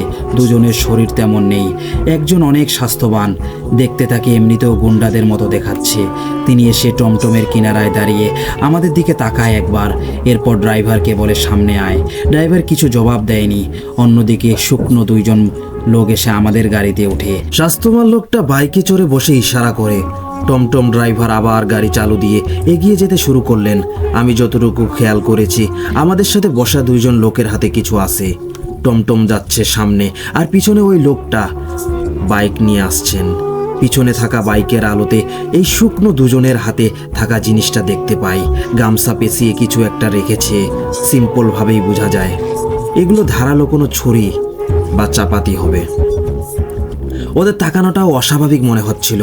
স্থানের নাম প্রকাশে অনিচ্ছুক। আমি আপাতত ভিন্ন নাম ব্যবহার করছি। আচমকা হামিদ বলে ওঠে, ড্রাইভার সাহেব, আমাদের তো কবিরাজের বাড়ি কালীপাড়া নেওয়ার কথা। মাপে দেখলে আপনি উল্টো দিকে ঢুকে যাচ্ছেন। টেকনাফ থেকে কালীপাড়া যেতে সাম্বা বাজারের ডানে যেতে হয়। আপনি ভুল করে মনে হয় বামে চলে এসেছেন। হামিদের কথা শুনে ড্রাইভার চেঁচিয়ে বলে, আরে বদ্দা, ইয়ান শর্টকাট রোড, বেশি কথা কইয়েন না তো। ড্রাইভারের হুমকি শুনে হামিদ আবার বললেন, কি ভাই, ম্যাপে দেখালো এইটা জঙ্গলেই গেছে শুধু। হামিদের কথা শুনে এইবার আমাদের সাথে থাকা 2 জন লোক রেগে যায়। তাদের মধ্যে একজন ধমক দিয়ে বলে, বেশি কথা কইলে এখন এখানেই জবাই করে দিব তোকে। চুপচাপ লগে লগে আয়। ওনার কথা শুনে হামিদ ভাই চুপ হয়ে যায়। এখানে আরও কিছু কথা এবং ডাকা তাদের গলায় ছিল, সেসব আমি লিখিনি। কিছু দূর যাওয়ার পর টমটম ড্রাইভার তার গাড়ি ব্রেক করে। পিছনের বাইকটাও এসে দাঁড়ায়। আমি চারপাশে তাকিয়ে দেখি এখানে কোনো জনবহুল নেই। আমার সামনে থাকা 2 জন লোক গামছা সরিয়ে সেই কাঙ্ক্ষিত অস্ত্র বের করলেন। এরপর আমাকে আর হামিদকে জোরপূর্বক ভয় দেখিয়ে গাড়ি থেকে নামালেন। স্বাস্থ্যবান লোকটা এসে বলে, টাকা পয়সা যা আছে সব কিছু দিয়ে দে, না দিলেও সমস্যা নাই, তোদের আজকেই শেষ দিন। ওর কথা শুনে ড্রাইভার বলে, ভাই, খুন না করে এমনি টাকা পয়সা রেখে ছেড়ে দেন ওদেরকে। ড্রাইভারের কথা শুনে লোকটা আবার বলে, এরা ঢাকাইয়া মাল, চিনোস এদের? পরে গর্তে লুকাইলেও বের করে আনবে। ওরা ওদের ভাষায় কথাগুলো বলেছে। আরও তর্ক বিতর্ক ছিল, সেসব স্কিপ করছি এখন। কথোপকথনের মধ্যেই একটা পুলিশের গাড়ির শব্দ শুনতে পাই আমি। তখনই দেখলাম না কিছু আর। হামিদ বসা থেকে উঠে সামনের লোকটাকে সজোরে হাত দিয়ে ধাক্কা আর পা দিয়ে লাথি দেয়। এরপর আমাকে নিয়ে দৌড় লাগায় উল্টা রাস্তায়। পুলিশের হর্ন শুনে ওরা আমাদের পিছু নেয়নি। কয়েক মুহূর্তের মধ্যে আমরা পুলিশের সামনে গিয়ে পড়ি। আমাদের দেখে পুলিশ গাড়ি থেমে নামে। হামিদ ভাই কাপা স্বরে সবটা বলে দেন তাদের। কয়েকজন পুলিশ দৌড়ে ওদের ধরতে যায়, কিন্তু সেখানে বাইক আর টমটম ছাড়া কাউকেই পায়নি। পুলিশ আমাদের নিয়ে যায় নিজেদের হেফাজতে। তারপর গভীর হয়েছে রাত, তাই সকাল পর্যন্ত থানায় থাকতে বলে। ভোরে তারাই আমাদের কবিরাজের কাছে নিয়ে আসবে প্রতিজ্ঞা করে। কি ভাবছেন সময় মতো পুলিশ কিভাবে এলো? হামিদের বুদ্ধির প্রশংসা না করলেই নয়। হামিদ যখন ড্রাইভারকে বলছিল পুরোটা, তখন হামিদ 999 কল দিয়ে রাখে। ড্রাইভারকে উদ্দেশ্য করে হামিদ পুরো ঠিকানাটাই পুলিশকে দিয়ে দেয়। এদিকে আবার ওদের বাজে ভাষা শুনে পুলিশ বুঝে যায় আমরা বিপদে আছি। হামিদ মুখে সব ঠিকানা উল্লেখ করায় পুলিশও চলে আসে। আর পুলিশের আওয়াজ শুনেই হামিদ প্রাণ হাতে নিয়ে দৌড় লাগায়। গাড়িতেই যদি ধস্তাধস্তি করতো তবে হয়তো ওদের ধারালো অস্ত্র দ্বারা আমাদের কিছু বাঁচত না আজ। পুলিশের উপস্থিতি বুঝে তারা হয়তো ভয়ে তখন আক্রমণ করেনি আমাদের উপর। থানায় পুলিশ ওদের গাড়ি আটক করে। বাইকটা টানা বাইক, আর টমটম চালককে চিহ্নিত করতে পেরেছে। আমরা আইনিভাবে যা যা ব্যবস্থা করার সব নিয়েছি। রাতটা কেটেছে থানাতেই, কিন্তু আমার আর হামিদের জন্য বহু কষ্ট কেটেছে। পুলিশ সদস্য থাকার জন্য যে আলাদা রুম থাকে, আমাদের তেমন একটি রুম দেওয়া হয়েছে। হামিদের হাতে ক্ষত। শুকনো লোকটাকে ধাক্কা দেওয়ার সময় তার হাতে চাপাতি লেগে গিয়েছিল। গুরুতর আঘাত না হলেও চামড়া কেটে গেছে অনেকটাই। থানা থেকে আমাদের যথাযথ সেবা দিয়েছে। পুলিশকে আমরা যতই খারাপ বলি, সব পুলিশ আসলেই খারাপ নয়। 100-এর মধ্যে অন্তত 10 থেকে 20 জন ভালো আছে, যাদের মধ্যে মনুষ্যত্ব রয়েছে। কত হাত নিয়ে হামিদ ঘুম। আমারও চোখে ঘুম লেগেই আসবে। তখন মনে হলো রুমের দরজায় কেউ ধাক্কা দিয়েছে। বলে রাখা ভালো, এই রুমটাতে শুধুই একটা খাট, বলতে গেলে একজন ঘুমানোর মতো রুম। তবে দুজন ঘুমালে তেমন একটা সমস্যা হবে না। আমি শুয়েছি কিনারায়, আর হামিদ দেওয়াল ঘেঁষে। দরজায় ধাক্কার আওয়াজে আমি চোখ খুলি, ভেবেছি থানার কেউ এসেছে কোনো কাজে। ক্লান্ত শরীর নিয়ে উঠে আমি দরজা খুলি, কিন্তু দরজার সামনে নেই কেউ, একটা পুলিশদের স্থান। অন্তত মশকরা করার মতো যে কেউ নেই তা ভালো জানা আছে আমার। তাহলে কে ধাক্কা দিল? যার ভয়ে আমি এত দূর ছুটে এলাম, সে নাকি? আবার হুট করে দরজা আটকে দিয়েছে। বিশ্বাস করা না করা আপনাদের ব্যাপার, জোর করে বিশ্বাস করা তো চাই না। তবে দরজা বন্ধ করার পর সে আমাকে বেশি ভয় পাইয়ে দিয়েছে। আমি দরজা বন্ধ করার 2 সেকেন্ডের মধ্যে আরও জোরে সে দরজা ধাক্কা দেয়, যেন বাহিরে বড়সড় কোনো বোম ব্লাস্ট হলো, এবং সেটির প্রভাবে দরজায় আওয়াজ হয়েছে। দরজার শব্দে হামিদ লাফ দিয়ে ওঠে। আমি এত বেশি ভয় পাই যে আমার মুখ থেকে কথাই বের হচ্ছিল না। হামিদ ক্ষত হাত দিয়ে এসে আমাকে জিজ্ঞেস করছে। আমি বোবার মতো হয়ে গিয়েছিলাম। এক মুহূর্তের জন্য মনে হলো আমি আমার জবান হারিয়ে ফেললাম। অনেক কষ্ট করেও পারিনি কিছু উচ্চারণ করতে। হামিদ দোয়া দরুদ পড়তে পড়তে আমাকে ফু দিতে শুরু করে। যত হামিদ দোয়া পড়ে তত আমি হালকা হচ্ছিলাম।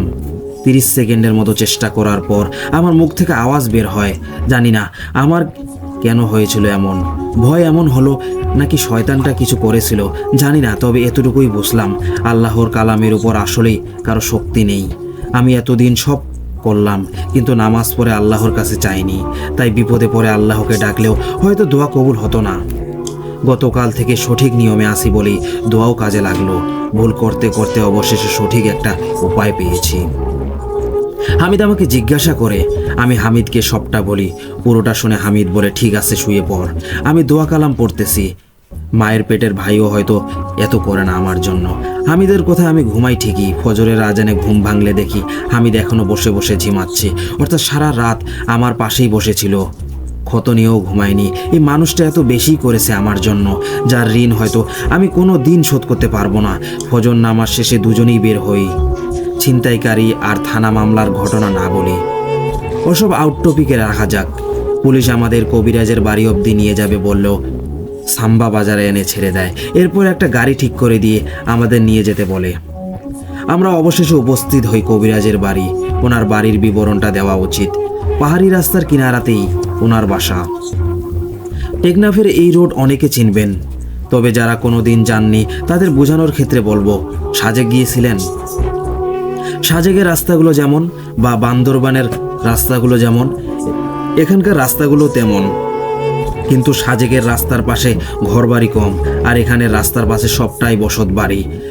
পাহাড় কেটে অনেক পাহাড়িরা বসবাস করে। হিন্দু বাড়িতে ঢোকার পর কবিরাজের নাম বলি আমরা। আমাদের নিয়ে আসা ড্রাইভার নিজেই আমাদের কবিরাজ ঘরে এনে ঢুকায়। সে আমাদের আবার নিয়ে যাবে তাই বলে যায়নি। বাড়িতে প্রবেশ করার পর একজন মহিলা আমাদের ডাকেন। ওনার থেকে জানতে পারি কবিরাজ একটু বাজারে গেছে, চলে আসবে। ততক্ষণ আমরা যেন অপেক্ষা করি। কবিরাজের ঘরে বসেই অপেক্ষা করতে থাকি আমরা। প্রায় 20 মিনিট পর কবিরাজ বাড়িতে আসেন। আপনাদের কথা আমাকে হুজুর বলেছে, দেখলেন তো এখানে নেটওয়ার্ক নেই, তাই আমি ফোন চালাতে পারি না। বাজারে গিয়েই সবার সাথে আলোচনা করি। রাফি ভাই কি আপনি? কবিরাজ আমার দিকে তাকিয়ে বললেন। আমি হ্যাঁ সূচক মাথা নাড়াই। তিনি আমাকে বলেন 2 কেজি গম আর একটা কালো রঙের ছাগল লাগবে। অন্যান্য জিনিসপত্র আমার ঘরে আছে, আপনি চাইলে আমি বাজার থেকে নিয়ে আসতে পারি, আর নতুবা ড্রাইভারকে দেন। কথা অনুযায়ী বুঝলাম ড্রাইভারকে কবিরাজ আগে থেকে চিনেন। কবিরাজের গিন্নিও ড্রাইভারের সাথে বেশ রসিকতার সাথে কথা বলছিল, তাই বিশ্বাসের উপর হামিদ ড্রাইভারকে টাকা দেয় 7,000। ছাগল 5 থেকে 6,000-এর মধ্যে পাবে, বাকিটা গম আর ড্রাইভারের ভাড়া। কবিরাজ আমাদের অপেক্ষা করতে বলে ফ্রেশ হতে চলে যায়। ড্রাইভার এলেই হয়তো তিনি কাজ শুরু করবেন। আমি আর হামিদ অনেকক্ষণ ধরে অপেক্ষা করে যাচ্ছিলাম। বহু প্রতীক্ষার পর ড্রাইভার আসে উঠানে। এই পুরো সময়টাতে কবিরাজ আমাদের সাথে ছিলেন না। যদিও আমরা ওনার কাস্টমার, কিন্তু আপাতত মেহমানের চেয়েও কম নয়। কিছুটা অস্বস্তি ভাব হচ্ছিল আমাদের, কিন্তু ড্রাইভারের গাড়ির শব্দ শুনে তিনি ভিতরের ঘর থেকে হয়ে আসেন।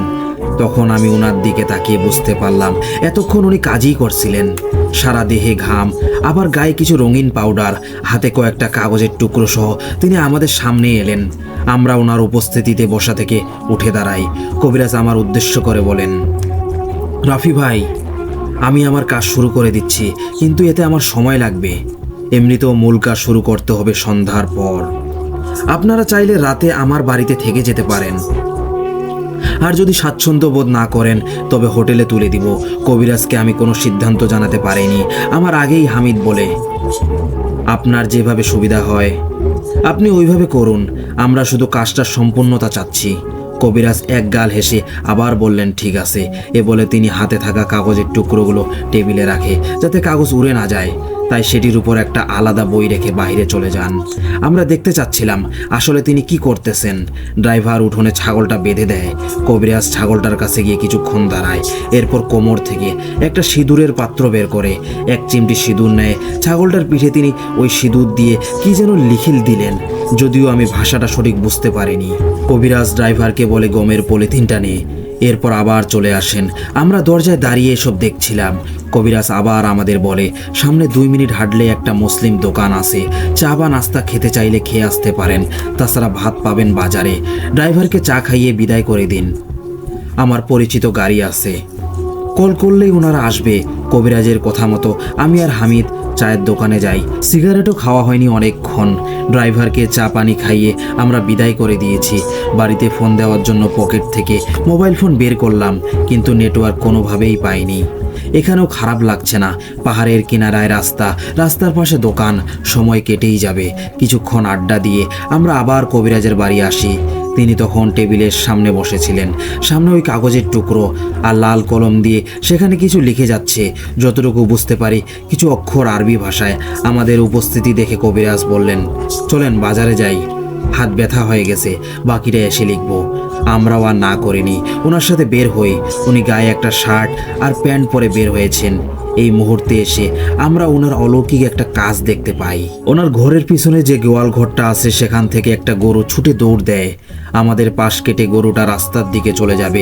তখন কবিরাজ অন্য কোনো ভাষায় কি যেন পড়লেন আর নিজের হাতে ফু দিয়ে নিজের মুখেই হাতটা মুছে দিলেন। সাথে সাথে দৌড়ে যাওয়া গরুটা হুট করে দাঁড়িয়ে যায়। মনে হলো কেউ জোর করে গরুটাকে থামিয়ে দিয়েছে। রাগান্বিত গরুটা আচমকা ঠান্ডা হয়ে গেল। এরপর নিজে থেকে আবার ধীরে পায়ে হেঁটে যে গোয়াল ঘরের দিকে ছুটে চলে যাচ্ছে, যেন অদৃশ্য কিছু গরুটাকে গোয়াল ঘরে নিয়ে গেল। কবিরাজ মুচকি এসে আমাদের বললেন, কি হলো, আপনারা আসুন। আমি পুরো চমকে যাই। এই কবিরাজের ব্যাপারে শুনে যতটা বিশ্বাস জন্মেছিল এখন তার দ্বিগুণ বেড়েছে। যাই হোক, আমি আর হামিদ ওনার সাথে যেতে শুরু করি। রাস্তায় এসে কবিরাজ একটা অটো ড্রাইভারকে কল দেয়। কিছুক্ষণ পর আমরা অটোতে উঠে বাজারের দিকে রওনা করি। যেহেতু বিকাল হয়ে গেছে তাই একটা ভাতের হোটেলে নিয়ে যায় আমাদের। ভাত অর্ডার করে তিনিও আমাদের সাথে খেতে বসেন। মুরগির মাংস দিয়ে খেয়ে অনেকটা আরাম লাগছিল আমার। মনে হলো অনেক দিন পর পেট ভরে ভাত খেয়েছি। এতদিন অরুচি বা ক্ষুধা চলে যেত। পেটে ক্ষুধা থাকলেও খেতে পারতাম না বেশি। পুরো খালি পেটটা আজ যেন ভরাট করলাম। খাওয়া শেষে কবিরাজ আবার আমাকে বলেন, কি রাফি ভাই, পেট ভরেছে? এতদিন তো খেতে পারেননি ঠিক মতো, আজ নিশ্চয়ই মন ভরে খেয়েছেন। কবিরাজের কথা শুনে আমি আকাশ থেকে পড়লাম। উনি কি আমার সাথে মজা করছে নাকি খাবার যাতে খেতে পারি সেটির উপর কিছু করলো? মনে সংশয় রেখে আমি বললাম, হ্যাঁ আজ পেট ভরেছে, কিন্তু আপনি কিভাবে বুঝলেন? আমার কথায় তিনি মুচকি হেসে বললেন, অলরেডি আপনাকে আমি 4টা বান মেরেছি। সকাল থেকে আমি আপনার শরীর ঠিক করতেছি। বমি হওয়া, বমির সাথে রক্ত আসা, চোখ থেকেও রক্ত পড়া, এই সবটা সে শয়তান করে। আপনার দেহকে রাত অবধি ঠিক রাখার জন্য উল্টো বান মেরেছি। এতে শয়তান আপনার দেহে আলাদা শক্তি প্রয়োগ করতে পারবে না। সকালে আপনার চেহারা দেখেই বুঝে যাই যে ওই শয়তান আপনার কি কি হাল করেছিল। বান মারার ফলে আপনার পেট খারাপ হবে একটু, এইটার জন্য একটা গ্যাস্ট্রিকের ট্যাবলেট খেয়ে নিয়েন।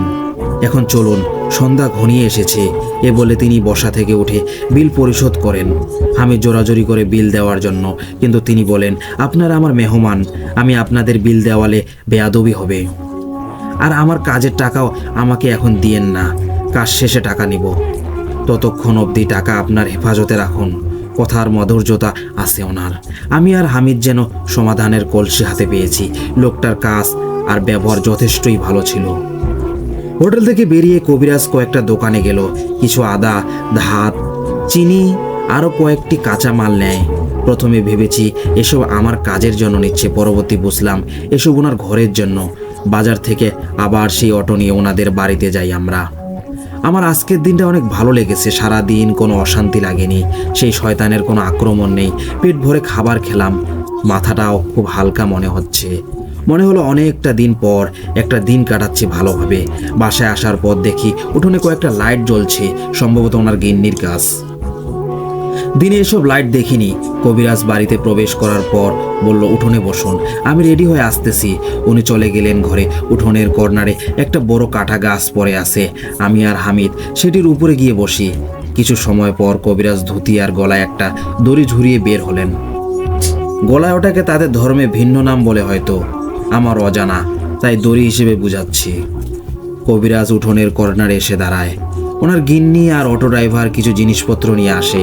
ড্রাইভার উঠোনের কোনায় গর্ত করে একটা, কবিরাজ সহ সেই গর্তের চারপাশে কি করে যাচ্ছে, মানে সাজাচ্ছে কিছু একটা। পুরো সাজ কমপ্লিট করার পর কবিরাজ আমাকে ডাক দেন। আমি আসার পর তিনি আমাকে গোসল করে আসতে বললেন। অটো ড্রাইভার আমাকে কলপারে নিয়ে যায়, গোসল করার জন্য একটা লুঙ্গিও দেয়। আমি গোসলটা সেরে ফেলি। হামিদ আমার পাশেই দাঁড়ানো। গল্প করতে করতে আমি গোসল সারাই। এরপর কবিরাজের কাছে আসি। কবিরাজও সেই কাগজগুলোতে লেখা কমপ্লিট করে নেয়। এরপর গর্ত করা স্থানে কিছু ঢেলে আগুন ধরায়। আমাকে বসতে বলে সেটির সামনে। মাটির মধ্যেই আমি বসি। হামিদ দূরে সেই গাছের উপর বসে আছে। কবিরাজ চোখ বন্ধ করে কি যেন পড়তে শুরু করে দিলেন। আমি খেয়াল করি কবিরাজ যত ওনার মন্ত্র উচ্চারণ করে তত আমার শরীরটায় টান টান অনুভব করছিলাম, যেন আমার চামড়া শুকিয়ে যাচ্ছে। আমিও ধীরে ধীরে কেমন হালকা হতে থাকি। কবিরাজ অনেকক্ষণ মন্ত্র বলে আর আয়াত বলে উচ্চারণ করে আগুনের মধ্যে একটা কাগজ ফেলে দেয়। বিশ্বাস করেন আর না করেন, যখন তিনি আগুনে কাগজের টুকরো ফেলে দেয় আমার সারা গায়ে একটা গরম তাপ লাগতে শুরু করে। মনে হচ্ছিল কাগজটা নয়, আগুনে আমার গা পুড়ে যাচ্ছে। যন্ত্রণায় আমি একটু নড়তেই আমার পাশে বেঁধে রাখা ছাগলটাও নড়ে উঠেছে। যন্ত্রণায় আমি ছটফট করছি, আমার সাথে ওই ছাগলটাও ছটফট করতে শুরু করে। এর মধ্যেই কবিরাজ আর একটা টুকরো আগুনে ফেলে দেয়। আমার শরীর যেন এবার জ্বলেই গেল। আমি যন্ত্রণায় কান্না করে দেওয়ার উপক্রমে চলে যাই। এরপর আর আমার কিছু মনে নেই। সকালবেলা আমার ঘুম ভাঙে। আমি নিজেকে আবিষ্কার করি একটা অচেনা রুমে। দেখতে হোটেল রুমের মতো লাগছে। হামিদকে ডাক দিতেই হামিদ ওয়াশরুম থেকে বলে, আসতেছি, একটু ওয়েট কর। তখনই রুমের দরজায় কেউ ধাক্কা দেয়। আমি উঠতেই চাইলাম, কিন্তু মাথা ব্যথায় উঠতে পারছিলাম না। হামিদ ওয়াশরুমে আছে। আমি ওঠার চেষ্টা করতে করতে হামিদ বের হয়ে ওয়াশরুম থেকে। এরপর সে নিজেই গিয়ে দরজা খোলে আর দেখতে পায় কবিরাজ দাঁড়িয়ে আছে। আমি স্পষ্ট দেখি কবিরাজের চেহারায় ক্ষত আছে, যেন তার চেহারায় কেউ গুরুতর আঘাত করেছে। ওনার হাতে সেই অভিশপ্ত বই। কবিরাজ বইটা হামিদের হাতে দিয়ে বলে, তোমাদের বই তোমরা রাখো, আমার দ্বারা এটি নষ্ট করা সম্ভব নয়। কবিরাজের মুখে কথাটা শুনে আমার বুকের ভিতরে একটা শূন্যতা অনুভব করি। আমি কি বাঁচতে বাঁচতে হেরে গেলাম? এদিকে কবিরাজ বইটা হামিদের হাতে দিয়ে চলে যায়। হামিদ দরজা আটকে আমার কাছে আসে। আমি হামিদকে জিজ্ঞেস করি, রাতে কি হয়েছিল? হামিদ আমতা আমতা করে বলতে শুরু করে রাতের সব। শুনে আমার সারা শরীরের লোম দাঁড়িয়ে যায়। হামিদ যেভাবে বলল আমি সেভাবে বলছি। কবিরাজ যখন আগুনের মধ্যে কাগজের টুকরোগুলো পুড়ে যাচ্ছিল, তুই তখন ছটফট করতে শুরু করেছিলি। এইভাবে অনেকটা সময় কেটে যাবার পর তুই জ্ঞান হারাস, কিন্তু তোর পাশে বেঁধে রাখা ছাগলটি ছটফট করতেই থাকে। তুই যখন জ্ঞান হারিয়ে শুয়ে পড়েছিলি তখন কালো ছাগলটাও মাটিতে শুয়ে পড়ে, কিন্তু তোর দেহ না নড়লেও ছাগলটি ছটফট করেই যাচ্ছিল। তখন কবিরাজ বসা থেকে উঠে গমের বাটিটা নেয়, পাত্রে হাত দিয়ে এক মুঠ গম নিয়ে সেই ছাগলের মুখে জোরপূর্বক ঢুকিয়ে দেয়। ছাগল গম চিবানো দিচ্ছিল আর চিৎকার করতেছিল অনেক। ছটফট তো লেগেই ছিল। কবিরাজ আবার আসে নিজের স্থানে। বাটিতে থাকা বাকি গম এইবারে ধীরে ধীরে আগুনে ফেলতে থাকে। ছাগলটা তখন আরো জোরে জোরে চেঁচামেচি করে যাচ্ছিল। কবিরাজ ড্রাইভারকে ইঙ্গিত দেয় একটা। ড্রাইভার তখন একটা লম্বা ছুরি নিয়ে আসে। কবিরাজ সহ ছাগলটাকে ধরে আনে আগুনের কাছে। ছাগলকে জবাই করে সেই রক্ত আগুনে ফেলবে, তখনই উঠোনে থাকা লাইটটা ফেটে যায়, হয়ে যায় অন্ধকার। শুধুমাত্র জ্বলন্ত আগুনের আলোটা ছিল। কবিরাজ আর ড্রাইভারকে ছাগল সহ জোরে আঘাত করে এক দৌড়ে কোথায় যেন চলে গেছে। তখনই উঠোনে শুরু হয় প্রচণ্ড বাতাস। বাতাসে রাস্তা আর পাহাড় থেকে উড়ে আসা ময়লা উঠোনে ভরে গিয়েছিল। রাস্তার পাশে থাকা একটা গাছও ভেঙে পড়ে। ওই গাছের আঘাতে আগুনের কুণ্ডলি হয়ে যায় নষ্ট, ছিটকে যায় আগুনের কুণ্ডলি। অন্ধকার থাকায় তেমন কিছু দেখিনি, তবে প্রায় 2 মিনিটের মতো তুফান চলে। তুফান শেষে আমি একটা কালো ছায়াকে দেখি। কালো ছায়াটি উঠান থেকে জঙ্গলের দিকে চলে যায়। এরপর আসে কবিরাজের বউ লাইট নিয়ে। দেখতে পাই কবিরাজ, ড্রাইভার আর তুই পরে আসিস। কবিরাজের চোখে মুখে আঘাতের চিহ্ন, ড্রাইভারও আহত হয়। আর তোদের পাশে পড়েছিল কালো ছাগলটি। ছাগলটার গলায় অসংখ্য কামড়ের দাগ, যেন কেউ ছাগলের গলা কামড়ে থেতলে দিয়েছে। কবিরাজকে পানি ছিটানোর পর কিছু সময় বাদে তার জ্ঞান ফিরে আসে। উনি পরে অন্য একটা ড্রাইভারকে কল দেয় আর আমাদের হোটেলে পাঠিয়ে দেয়। এরপর তো সকালের দৃশ্য তুই দেখতেই পারলি। কবিরাজ মানা করে দিল আমাদের। হামিদের মুখে পুরো কথা শুনে আমার হুঁশ উড়ে যাওয়ার মতো উপক্রম হয়ে গিয়েছিল। কবিরাজও না করে দিল। আমার কি সত্যি আর কোনো রাস্তা নেই? ভাবনার মাঝে আবার কেউ দরজায় ঠক ঠক শব্দ করে। হামিদ গিয়ে দরজা খোলে। দরজায় হোটেলের স্টাফ আসে খাবার নিয়ে। সকালের খাবার শেষ করে আমরা দুপুরেই হোটেল ছেড়ে দিয়েছি। এর মধ্যে কবিরাজের সাথে কয়েকবার যোগাযোগ করেছিলাম। তিনি একই জবাব দেন, এই বই প্রায় 200 বছরের পুরনো বই। কোনো এক সন্ন্যাসিনীর দল মিলে এই বই বানিয়েছিল। এটি বানিয়েছিল একজন রাজার রাজ্য ধ্বংস করার জন্য, কিন্তু দুর্ভাগ্যবশত বইটি আর নষ্ট করা হয়নি। রাজা খবর পেয়ে ওই সন্ন্যাসীদের হত্যা করে। এতে বইটিও হয়ে যায় অমর। এই বই ব্যবহার যত করা হবে তত নিজের দেহের ক্ষতি হবে। আর মূল কথা, এই বই যার কাছে থাকবে, অর্থাৎ যে বর্তমান মালিক এই বইয়ের, সেই মালিকের শরীর থেকেই রক্ত চুষে নিবে শয়তানটা। বইয়ের ইতিহাসটা অনেকে জানেন, কিন্তু আমার দেহ শুকিয়ে যাবার রহস্যটা ক্লিয়ার হয় আমার কাছে। কিছু না পেয়ে রওনা করি আবার ঢাকায়। আমি আমার সবটা আল্লাহর উপর ছেড়ে দিয়েছিলাম। ভুল যেহেতু করেছি, এর ভোগান্তি তো হতেই হবে আমার। হয়তো আল্লাহ আমাকে আমার ভুলের শাস্তিটা দিচ্ছে। এর মধ্যে আবার শুনতে পাই নিপার কথা। কক্সবাজার টার্মিনাল যখন বাসের জন্য অপেক্ষা করি, তখন আমার এলাকা থেকে একজন কল দিয়ে নিপার কথা জানায়।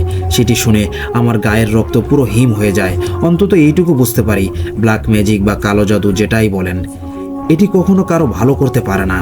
সাময়িক শান্তি দিলেও এর ভোগান্তি হয় মারাত্মক। নিপার ঘটনা শুনে আমার ভয় দ্বিগুণ বাড়ে। একটা মেয়ের জীবন আমি এইভাবে নষ্ট করে দিলাম, তা ভাবতেও লজ্জাবোধ হচ্ছিল।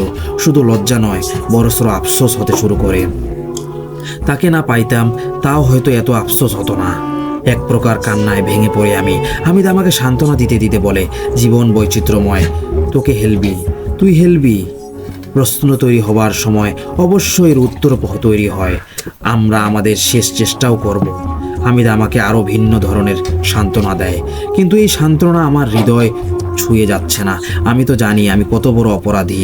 সারা রাত জার্নি করে সকালে ঢাকায় আসি আমরা। আমার দেহ দিন দিন শুকাতেই থাকে। বাসায় এসে আয়নার সামনে যখন দাঁড়াই, বিশ্বাস করাবো কিভাবে আপনাদের? আমি আমাকেই চিনতে পারছিলাম না। আমার পেটের হাড্ডি সব স্পষ্ট ভাষা দিয়েছে। অথচ আগে আমার ছোটোখাটো একটা ভুঁড়ি ছিল। টানা 1 মাস নেশা আর ঘুম না গেলে ঘুমের যে হাল হবে, আমার গালটাও তেমন হয়ে গেছে। মনে হচ্ছিল এ তো আমি নয়, এ তো অল্প সময় হুট করে শুকিয়ে গেছি। তাই নিজেকে নিজেরই বিশ্বাস হচ্ছিল না। আমি নিজের চাকরি বাঁচাতে মহাজনের বাসায় যান। তিনি নাকি অনেকটা রাগ দেখায়। মাসের আগে বেতন নিল, এর মধ্যে আবার ছুটি নিয়েছে। তা নিয়ে কিছু হয়নি, কিন্তু হামিদ আমার জন্য যখন আবার ছুটি চায়, তখন মহাজন তাকে চাকরি থেকেই বরখাস্ত করে দেয়। হামিদ নিরুপায় হয়ে বাসায় ফিরে আসে। চাকরি চলে যাবার কথাটা শুনে আমার নিজেরই খারাপ লাগে। কী বা বলবো, আমি তো শেষ হয়েই যাচ্ছি, মাঝে এদেরকেও হয়রান করে যাচ্ছি। চাকরি হারা হয়ে হামিদ রুমমেটের সাথে ফুটপাতে যোগ দেয়, হকারগিরি করতে থাকে। আমি দিনের বেলা হামিদের দোকানের পাশে দাঁড়িয়ে থাকি বা বসে থাকি। হামিদ দোকানদারি শেষে আবার আমাকে নিয়ে চলে আসে বাসায়। 2 থেকে 3 দিন দোকানদারি করে কিছু টাকা নেয়, আবার আমাকে নিয়ে যায় অন্য এক কবিরাজের কাছে। এই যাত্রাটা আমাদের অনেক খারাপ যায়।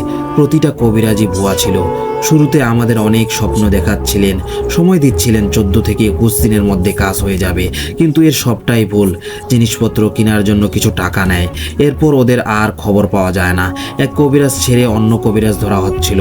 আমার দেহের কন্ডিশন দিনের পর দিন খারাপ হতে যাচ্ছিল। অসুস্থ হতে হতে এক সময় যখন আমি কিছু খেতেই পারছিলাম না, মুখের সব রুচি যেন উধাও হয়ে গেছে। যদিও মধু খাই, সেটিও তিতা লাগছিল। এর মধ্যে আবার হামিদের সাথেও কিছু অস্বাভাবিক ঘটনা ঘটতে শুরু করে। আমাদের সাথে তো হচ্ছেই, সাথে হামিদেরও ভুক্তভোগী হয়ে যায়। আমি দিশেহারা হয়ে অনেক ভাবলাম, আমার জন্য অনেকের ক্ষতি হলো।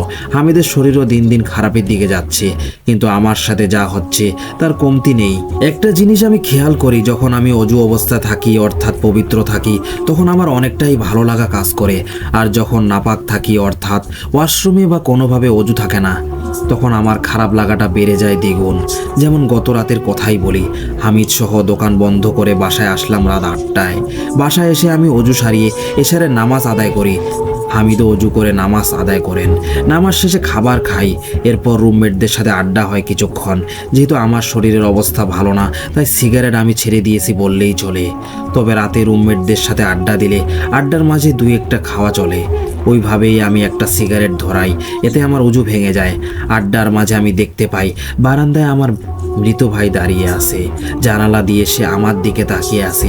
ভুল ভেবে আমি মাথাটা একটু ঝাড়া মেরে আবার তাকাই, দেখতে পাই জানালায় কিছুই নেই। অবশ্যই এটি ভুল দেখেছি, নয়তো আমি আবারও দেখতাম। আড্ডার ফাঁকে রুমমেট জুয়েল ভাই উঠে দাঁড়ায়। উনি চলে যায় ওয়াশরুমের দিকে। আমি বাকিদের সাথে আড্ডায় মেতেছিলাম। খানিক বাদে জুয়েল ভাই চিৎকার দিয়ে ওঠে। আমি সাথে সাথে বসা থেকে উঠে সেদিকে দৌড় লাগাই।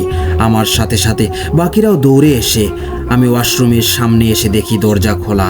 ভিতরে প্রবেশ করতেই যাব, তখনই হামিদ সহ সবাই আমাকে জড়িয়ে ধরে বলে, রাফি থাম, কই যাচ্ছিস এইদিকে? সবার কথা শুনে আমি পিছনে ঘুরে তাকাই। দেখতে পাই জুয়েল সহ বাকিরা আমাকে ধরে টানাটানি করছে। অবাক হয়ে আমি ওদের বলি, জুয়েল তুই এখানে? চিৎকার দিয়েছে কে তাহলে? আমার কথা শুনে হামিদ সবটা বুঝতে পারে। আমাকে নিয়ে চলে যায় রুমে। আমি আমার দৌড় দেওয়ার কারণ বলার পর হামিদ আমাকে বলে, জুয়েল তো আমাদের সাথেই ছিল, তুই নিজেই আচমকা দৌড় দিলি। আমরা তোর পিছুই নিয়েছি, কারো চিৎকার শুনে দৌড়াইনি।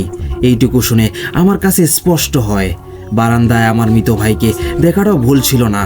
শয়তানটা আমাকে ভিন্নভাবে ভয় দেখিয়ে যাচ্ছে। এর কারণ একটাই, তাকে আরেকটা জীবন দেওয়া। এতে আমারও ক্ষতি, যার জীবন দিব তারও ক্ষতি। কিন্তু তখনও বুঝিনি অজু ভাঙলে সে আসবে। তাহাজ্জুদের কিছুক্ষণ আগে আমার সারা শরীর দিয়ে ঘাম বের হতে শুরু করে। আমি ঘুম থেকে জেগে যাই। শরীরের অবস্থা দেখে বুঝি গায়ে জ্বর আসবে। হামিদকে ডাকবো ভাবলাম। আমার মাথায় এলো ওর কাজের কথা। সকালে উঠেই তো কাজে যাবে, এখন ঘুমে না ভাঙ্গাই ওকে। ফোন দিয়ে সময় দেখতে যেয়ে বুঝলাম তাহাজ্জুদের সময় হয়ে গেছে। আমি বিছানা থেকে উঠে ওয়াশরুমের দিকে যাই। শরীরে অনেক বেশি জ্বর, মনে হচ্ছিল মাথা ঘুরিয়ে পড়ে যাব আমি।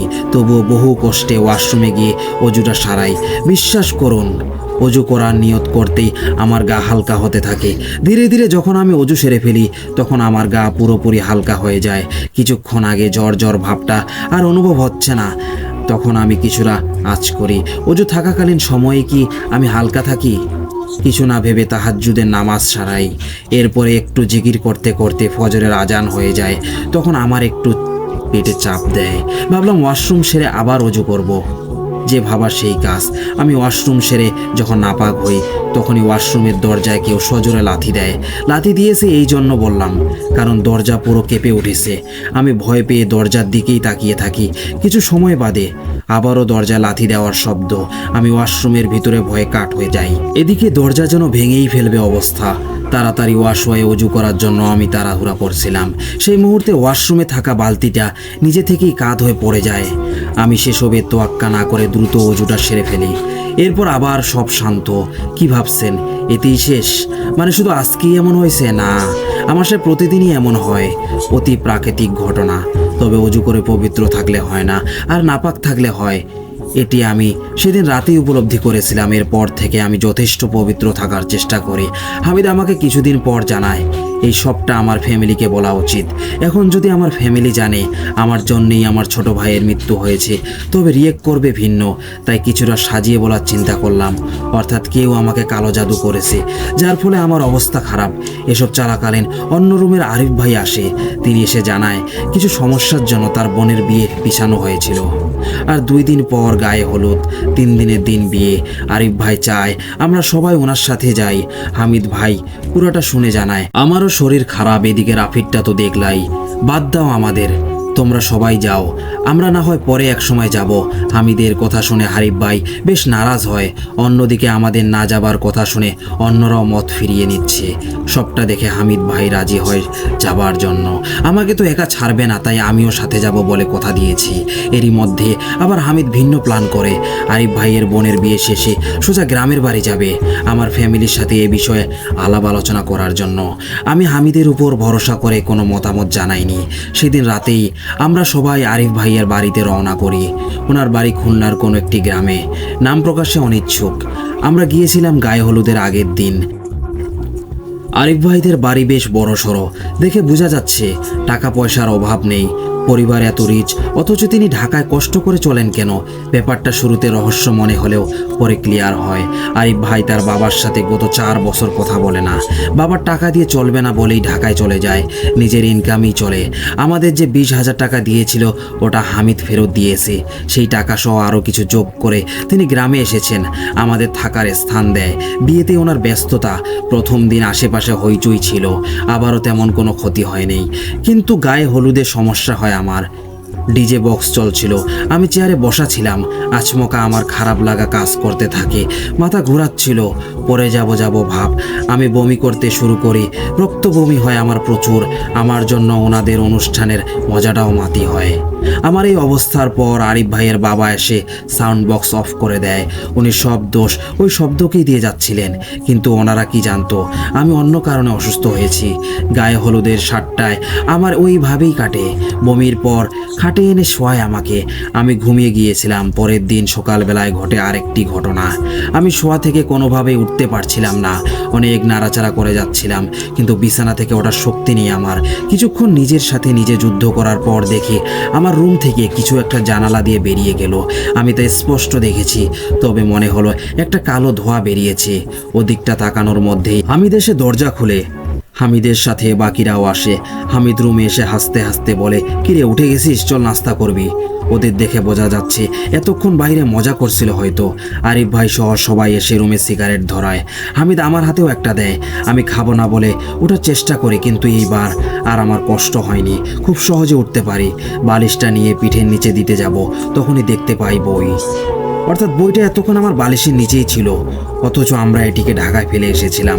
বইটি দেখে রুমের বাকি সদস্যরাও অবাক হয়ে যায়। যাই হোক, বিয়ের অনুষ্ঠান শেষে আমরা সবাই চলে যাই গ্রামে। ব্যাগে ছিল সেই বইটি, যেহেতু ওটা পিছুই নিয়েছিল তাই সাথেই নিয়ে নিলাম। এদিকে হামিদ আবার রায়হানের ব্যাপারে জানতে চায়। আমার মনে আছে শুরুতে রায়হান বলেছিল কাজ শেষে তার বই তাকে ফেরত দিতে। এইবার গ্রামে গিয়ে রায়হানের থেকেই একটা উপায় নেওয়া লাগবে। তবে বইটি পিছু ছাড়ার পর রায়হানকে উত্তম মধ্যম দিবই দিব। গ্রামে এসে হামিদ তার বাড়ির দিকে রওনা করে, আমি যাই আমার বাড়ির দিকে। রাতে বাজারে দেখা হবে বলে দুজনে দুদিকে চলে যাই। আমি বাড়ির সামনে আসতেই আমার বাবাকে দেখতে পাই, কাঁধে একটা কোদাল আর ঝুড়ি নিয়ে মাঠে যাচ্ছিলেন। আমাকে দেখে উনি কিছুক্ষণ তাকিয়ে রইলেন, হয়তো চেনা মুখে অচেনার ছাপ দেখতে পাচ্ছেন। মাত্র 2 মাসের ব্যবধানে আমি এত রোগা হয়েছি যে আমার বাবা আমাকে হয়তো চিনতে পারছিলেন না। তবে পিতা তো কয়েক মুহূর্ত তাকিয়ে থাকার পর এগিয়ে এসে বলে, রাফি। আমার চোখ বেয়ে পানি ঝরতে থাকে নিমিষেই। বাবার চোখেও পানি দেখতে পেরেছি। বাবা কোদাল আর ঝুড়ি মাটিতে ফেলে দিয়ে আমার কাছে আসে, আমার গাল মুখে হাতে জিজ্ঞেস করে, তোর এই হাল হলো কিভাবে বাবা? খাওয়া দাওয়া করিসনি? আমি কান্না করতে করতে বাবাকে জড়িয়ে ধরি। বাবার মনে হয়তো তখন নানান প্রশ্ন উকি দিচ্ছিল। বাবাকে জড়িয়ে ধরে শান্ত হবার পর আমি ঘরের দিকে নিয়ে আসি। এদিকে আমার মা ঘর থেকে বাইরে আসলেন। উনিও আমাকে দেখে চিনতে পারছিলেন না প্রথমে। ধবধবে সাদা চামড়া আমার কালো হয়ে গেছে, চোখ ভিতরে গিয়ে গাল ভেঙে গেছে অনেকটা, যে কেউ শক খেয়ে যাবে। তবে মা আমাকে কিছুক্ষণ পর যখন চিনতে পারে তখন তিনিও হাউমাউ করে কাঁদতে লাগলেন। সব শান্ত হবার পর বাবা মা দুজনেই আমাকে ঘরে নিয়ে বসায়। আমি বাবাকে বলি কলেজে একটা ছেলের সাথে আমার ঝামেলা হয়, পরে সে শত্রুতা সাধন করতে আমাকে ব্ল্যাক ম্যাজিক করে। তখন থেকেই আমি অসুস্থ হতে থাকি। আর এই বইটা আমার পিছু নিয়েছে, যেখানেই যাই সেখানেই চলে আসে। এ বলে আমি বইটা দেখাই। বাবা বইটা হাতে নিয়ে বলে, এইটা সাথে সাথে আছে? আমি কর্কশ স্বরে বললাম, হ্যাঁ বাবা। কিভাবে চলে আসে আমিও জানি না।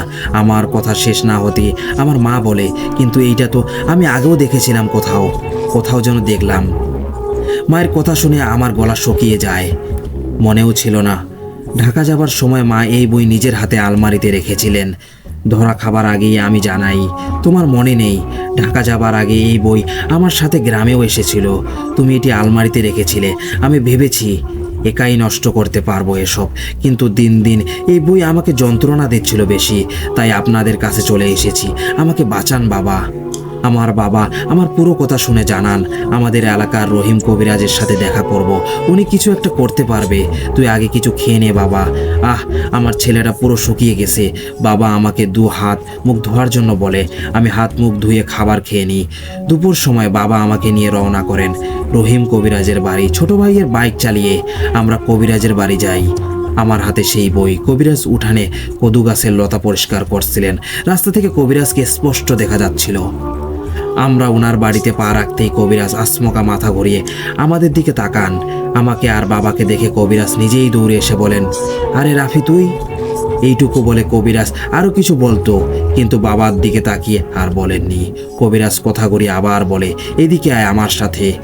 এ বলে কবিরাজ আমার হাত ধরে ওনার ঘরের দিকে নিয়ে যায়। বাবাকে বারান্দায় দাঁড়াতে বলে। কবিরাজ ঘরের দরজা বন্ধ করে দেয়।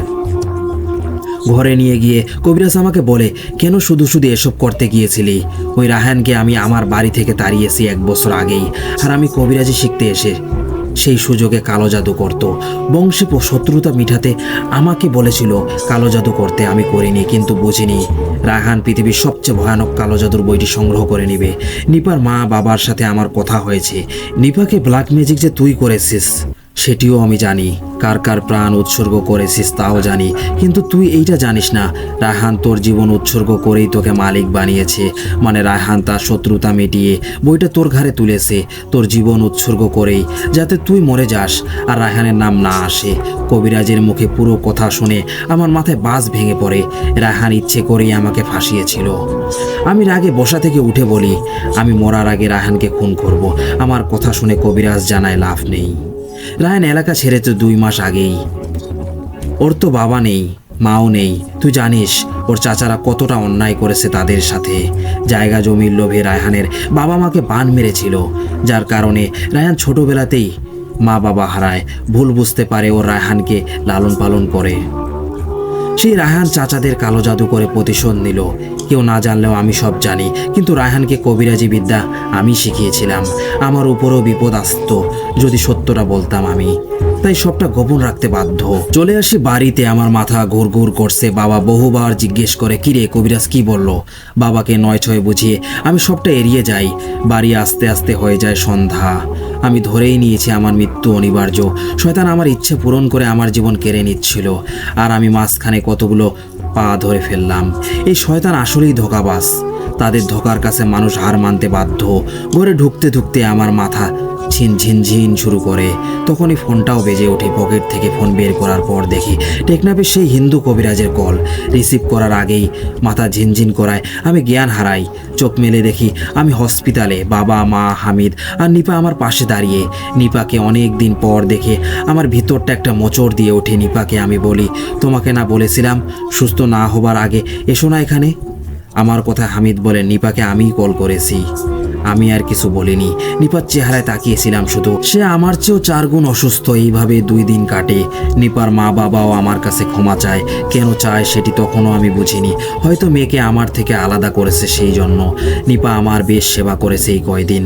হামিদও সঙ্গ দিয়েছে। 2 দিন পর বাসায় এসে টেকনাফের সেই কবিরাজকে কল করেছি। আমি যেদিন জ্ঞান হারিয়েছিলাম সেদিন তিনি কলে আমাকে যা যা বলেছেন তা ওনার ভাষায় বলছি। রাফি দাদা, আপনার সাথে জরুরি কথা ছিল। আমি বললাম, দাদা বলুন। আমি ব্যর্থ হবার পর অনেক চেষ্টা করেছি এটি নিয়ে। আমার গুরু মহেশ দাদা এই সমস্যার সমাধান বের করেছে। ওই শয়তানকে বন্দি করা অসম্ভব। যা করতে হবে তা ওই বইকে করা লাগবে। বইটা নষ্ট করতে পারলেই আপনার সমস্যার সমাধান হয়ে যাবে। এখন করণীয় কি দাদা? আপনি কাল পরশু আমাকে কল দিন। আমি ওস্তাদের সাথে আরও কিছু আলোচনা করছি, ততক্ষণে আপনি। এরপরেই জ্ঞান হারিয়েছিলাম আমি। 2 দিন পর এখন আবার ওনাকে কল করেছি। কল ছিল লাউড স্পিকারে। কল রিসিভ করে কবিরাজ জানান, সবার হইচই শুনে বুঝেছিলাম কি হয়েছিল আপনার। আপনি টেকনাফ আসতে পারবেন? কবিরাজের কথা শুনে আমি হামিদের দিকে তাকাই। সাথে নিপা আর তার পরিবারও ছিল। হামিদ আমাকে ইশারা করে বলে হ্যাঁ বলার জন্য। আমিও সম্মতি জানাতেই কবিরাজ আমাকে বলে, পুরো 1 সপ্তাহের জন্য আসুন। 1 সপ্তাহ আপনি আমার কাছে থাকবেন। সাথে আপনার বন্ধু বা পরিবারের বেজোড় লোক আনুন। অর্থাৎ আপনি বাদে সাথে 1, 3, 5 এরকম বেজোড় সংখ্যার লোক আনবেন। টাকা পয়সা লাগবে অনেক, কম হলেও 50,000 টাকা খরচ করতে হবে। পারবেন আপনি? আমি আবারও হামিদের দিকে তাকাই। হামিদের আগে আমার বাবা মা হ্যাঁ বলতে বলে। আমি বাবার দিকে তাকিয়ে কবিরাজকে সম্মতি জানাই।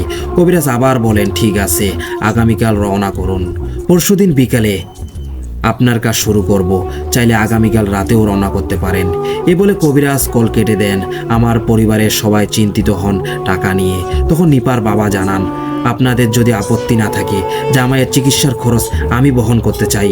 ওনার মুখে জামাই ডাক শুনে আমার অন্তর শীতল হয়ে যায়। মনে হচ্ছিল সবটাই স্বপ্ন।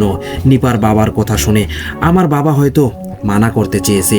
বাবাকে থামিয়ে নিপার মা বলেন, দয়া করে না করবেন না বিহাই, চিকিৎসার পর ওদের তো এমনিতেই বিয়ে হবে। তখন রাফি আমার ছেলের মতোই। এটা জামাই না, আমাদের ছেলের জন্যই দিচ্ছি। আপনার ক্ষেতের অবস্থা খুব একটা ভালো না, এই দায়িত্বটা আমাদের দিন। ওনাদের অনুরোধের পিছনে মূল কারণ আমি তখনও জানতাম না, জেনেছি পরে। নিপা অসুস্থ হলেও আমার খেদমত খুব বেশি করেছে। উঠোনে আমার বাবা মা আর নিপার পরিবার বসে আড্ডা দিচ্ছে, সাথে হামিদও আছে। আমি আর নিপা ঘরের মধ্যে ছিলাম। বিছানায় আমি শুয়ে, আর নিপা আমার হাত পা টিপে দিচ্ছিল।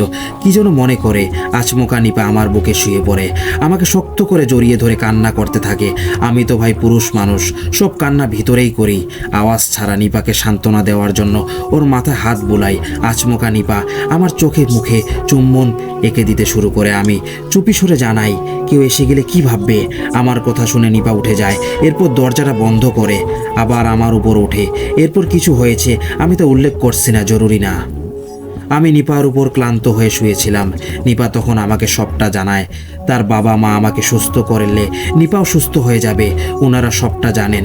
আমার জন্য নিপার চাচাতো ভাই আর আমার ভাই যে মৃত্যুবরণ করেছে সবটাই ওনারা জানেন। নিপার মুখে সবটা জেনে আমি নিজেই ভয় পেয়ে যাই।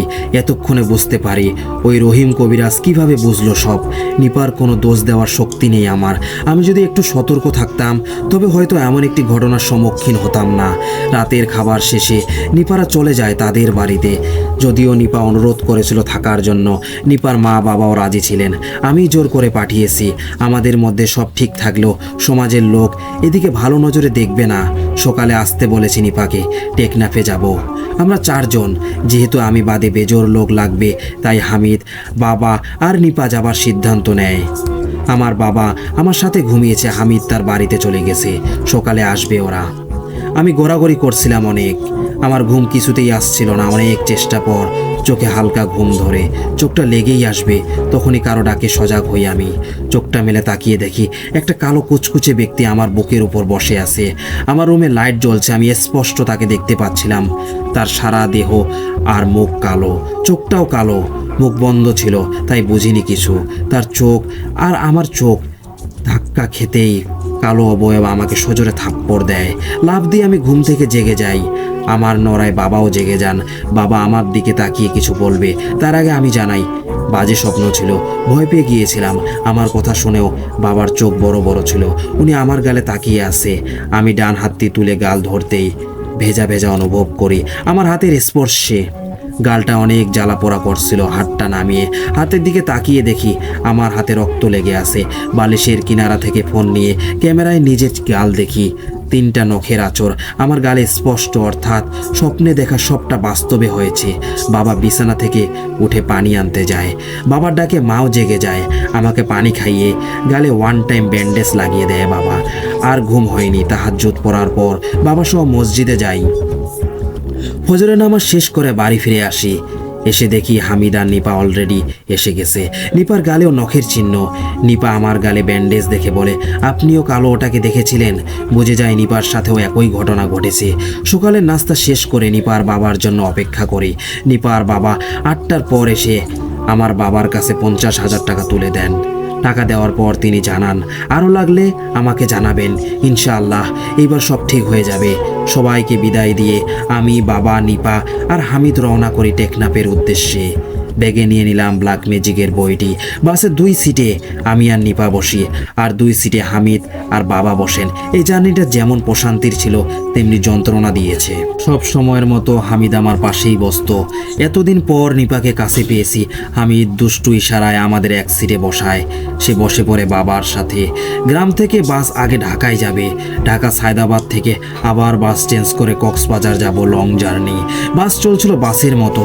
নিপা আমার কাঁধে মাথা রেখে বসে আছে। ওর স্পর্শে আমার সব কষ্ট যেন মুছে যায়। আধা ঘন্টার মতো বাস যেতে না যেতে আচমকা ব্রেক করে। যাত্রীরা লাফিয়ে উঠে সবাই। ড্রাইভার জানায় গাড়িতে কোনো সমস্যা হয়েছে। সবাই অপেক্ষা করে। ড্রাইভার আর হেল্পার বাসের বাইরে দাঁড়িয়ে কি যেন করে যাচ্ছিল। আমাদের অপেক্ষার প্রহর শেষ হচ্ছিল না। এদিকে দিন পার হয়ে গেলে ঝামেলা। ঢাকায় যেতে যেতেই দুপুর হবে। কক্সবাজার না হলে রাত 1টা থেকে 2টায় নামতে হবে। এরপর আবার টেকনাফ। বিরাট ঝামেলার বিষয়। অনেকক্ষণ বাদে ড্রাইভার আবার গাড়ি স্টার্ট দেয়। আমাদের যাত্রা চলে ঢাকার দিকে। দুপুর 2টায় সায়দাবাদ নেমে বাসের টিকিট কেটে নিয়েছি। যাবে সোজা কক্সবাজার। বাস এসেছে 2:40 অতএব দেরি। ঢাকা থেকে কক্সবাজারগামী হবার পথটা ছিল হতাশাজনক। চট্টগ্রাম যাবার আগে আমাদের বাস অ্যাক্সিডেন্ট করে। তেমন একটা ক্ষয়ক্ষতি হয়নি, তবে বাসের সামনে থাকা গ্লাস অনেকটা ফেটে গেছে। চট্টগ্রাম মূল টাউনে আবার হয় আরেক বিপত্তি। বদ্দারহাটে আমাদের বাস একটা রিক্সা চালককে অ্যাক্সিডেন্ট করে। রিক্সাওয়ালা অনেকটা আহত হয়েছে। প্যাসেঞ্জার সবাই ড্রাইভারকে গালাগালি করে। ড্রাইভার রিক্সাওয়ালার সাথে মিটমাট করে আবার টান দেয় গাড়ি। এরই মধ্যে হয়ে যায় সন্ধ্যা। চট্টগ্রাম নতুন ব্রিজ পেরিয়ে যখন কক্সবাজারের রাস্তায় গাড়ি চলছে, তখন ড্রাইভার বিভিন্ন ভুল করতে থাকে। আচমকা বাস ডানে ঘোরায়, আবার বামের দিকে, যেন তিনি মশকরা করে যাচ্ছে। যাত্রীরা চিল্লাচিল্লি করে, তাও ড্রাইভার ওসব আচরণ করতে থাকে। পরে একজন লোক সিট থেকে উঠে ড্রাইভারের কাছে যায়। চিল্লাফাল্লা করতেই ড্রাইভার গাড়ি থামায়। তখন সেই যাত্রী চিৎকার দিয়ে বলে, নেশা করে গাড়ি চালাস, তোর চোখ রক্তের মতো লাল। নামাই দেয় আমাদের। লোকটার কথা শুনে অন্যান্য যাত্রীরাও রেগে যায়। সবাই ড্রাইভারের সাথে এক প্রকার তর্কে জড়িয়ে পড়ে। একটা সময় সব যাত্রী বাস থেকে নেমে যায়, আমরাও নেমে যাই। Highway road. ড্রাইভার আর হেল্পার তাদের অফিসে কথাবার্তা বলার পর চট্টগ্রাম থেকে তারা অন্য একটি ড্রাইভার পাঠায়। যাত্রা শুরু হয় আমাদের আবারও। চক্রিয়া পার করে যখন নিরিবিলি হাইওয়েতে আসি, তখন আচমকা বাস বন্ধ হয়ে গেছে। ড্রাইভার সবাইকে বসতে বলে বাইরে যায়। আবারও কোনো সমস্যা হয়েছে হয়তো। দেখতে দেখতে কেটে যায় প্রায় 1 ঘন্টা। এদিকে রাতও গভীর হয়ে যায়। রাত বাজে 2টা। রাস্তার দুই পাশে পাহাড় আর বড় বড় গাছ। ডাকাতের ভয়ও থেকে যায়। এখন কোনো ডাকাতের হামলা হলে সব যাত্রী শেষ। একটা সময় যাত্রীরা গাড়ি থেকে নেমে ড্রাইভারকে চিল্লাচিল্লি শুরু করে। ড্রাইভার জানায় গাড়ির ইঞ্জিনে কিছু সমস্যা হয়েছে, ঠিক হয়ে যাবে। এ শুনে কেউ দাঁড়িয়ে সিগারেট খাচ্ছে, কেউ এদিক সেদিক হাঁটছে। আটকে যাই আমরা মাঝ রাস্তায়। কিন্তু জানালা দিয়ে আমি দেখতে পাই ভিন্ন কিছু। বাইরে জঙ্গলের পাশে যে গাছের একটা সাইডে কালো একটা অবয়ব দাঁড়িয়েছিল। আমি নিপাকে ডেকে সেটি দেখাতেই যাব, তখন সেই স্থান পুরো খালি হয়ে যায়, অর্থাৎ কেউ নেই। এসব নিয়ে যখন আমরা আলোচনা করছিলাম, তখন হামিদ এসে বলে, আয় নিচে যাই, সিগারেট খেয়ে আসি একটা। আমি নিপাকে বসতে বলে হামিদকে বললাম, চল তাইলে। নিপা আমার দিকে অবাক দৃষ্টিতে তাকিয়েছিল। আমি হামিদের সাথে বাইরে গিয়ে সিগারেট ধরাবো, তখন হামিদ বলে, তোর বাবা দেখবে, পিছনে আয়। আমি ওর সাথে সাথে পিছনে যাই। হামিদ হাইওয়েতে রোড বেয়ে সোজা হাঁটা ধরে। বাসের পিছনেই তো দাঁড়াতে পারে। এত দূর যাবার কারণ কি? আমি ডাক দিয়ে বলি, ওদিকে কই যাস? আমার ডাকে হামিদ সাড়া দেয়নি, সোজা হেঁটে চলে যাচ্ছিল। আমি ওর পিছু নিয়ে আটকাতে যাব, তখনই আমার কাঁধে কেউ হাত দেয়। আমি পিছে ফিরে তাকানোর পর আমার মাথায় বাস ভেঙে পড়ার অবস্থা। হামিদ, আমার বাবা আর নিপা দাঁড়িয়ে আছে। আমি কিছু বলার আগেই নিপা বলে, কাকে যেন নিচে যেতে বলে আপনিও নেমে গেলেন বাস থেকে। আমি আপনাকে ডাকি কিন্তু আপনি সাড়া দেননি। নিজে নিজে কথা বলে নিচে নেমে গেলেন। আমি হামিদ ভাই আর বাবাকে ডেকে জানাই সব।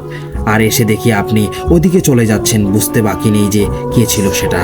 আমার বুকে আবার উঠে ব্যথা। আমি বুক চেপে ধরতেই মুখ দিয়ে রক্ত বের হতে থাকে। আমার বুকে হাত দিয়ে আমি রাস্তায় বসে পড়ি। আমার আশেপাশে যাত্রীরা ভিড় জমায়। সবার চোখেই আতঙ্কের ছাহানি। আমার রক্তবমি থামছিলই না। নিপা কান্না করে দেয় প্রায়। একটা সময় জ্ঞান হারাই আমি। চোখ খোলার পর নিজেকে বাসে আবিষ্কার করি। বাস চলতেছে, আমি জ্ঞান হারিয়ে পড়েছিলাম। তাই সবাই আমাকে তুলে বাসে এনেছে। এত রাতে এই জঙ্গলে হসপিটালও নেই।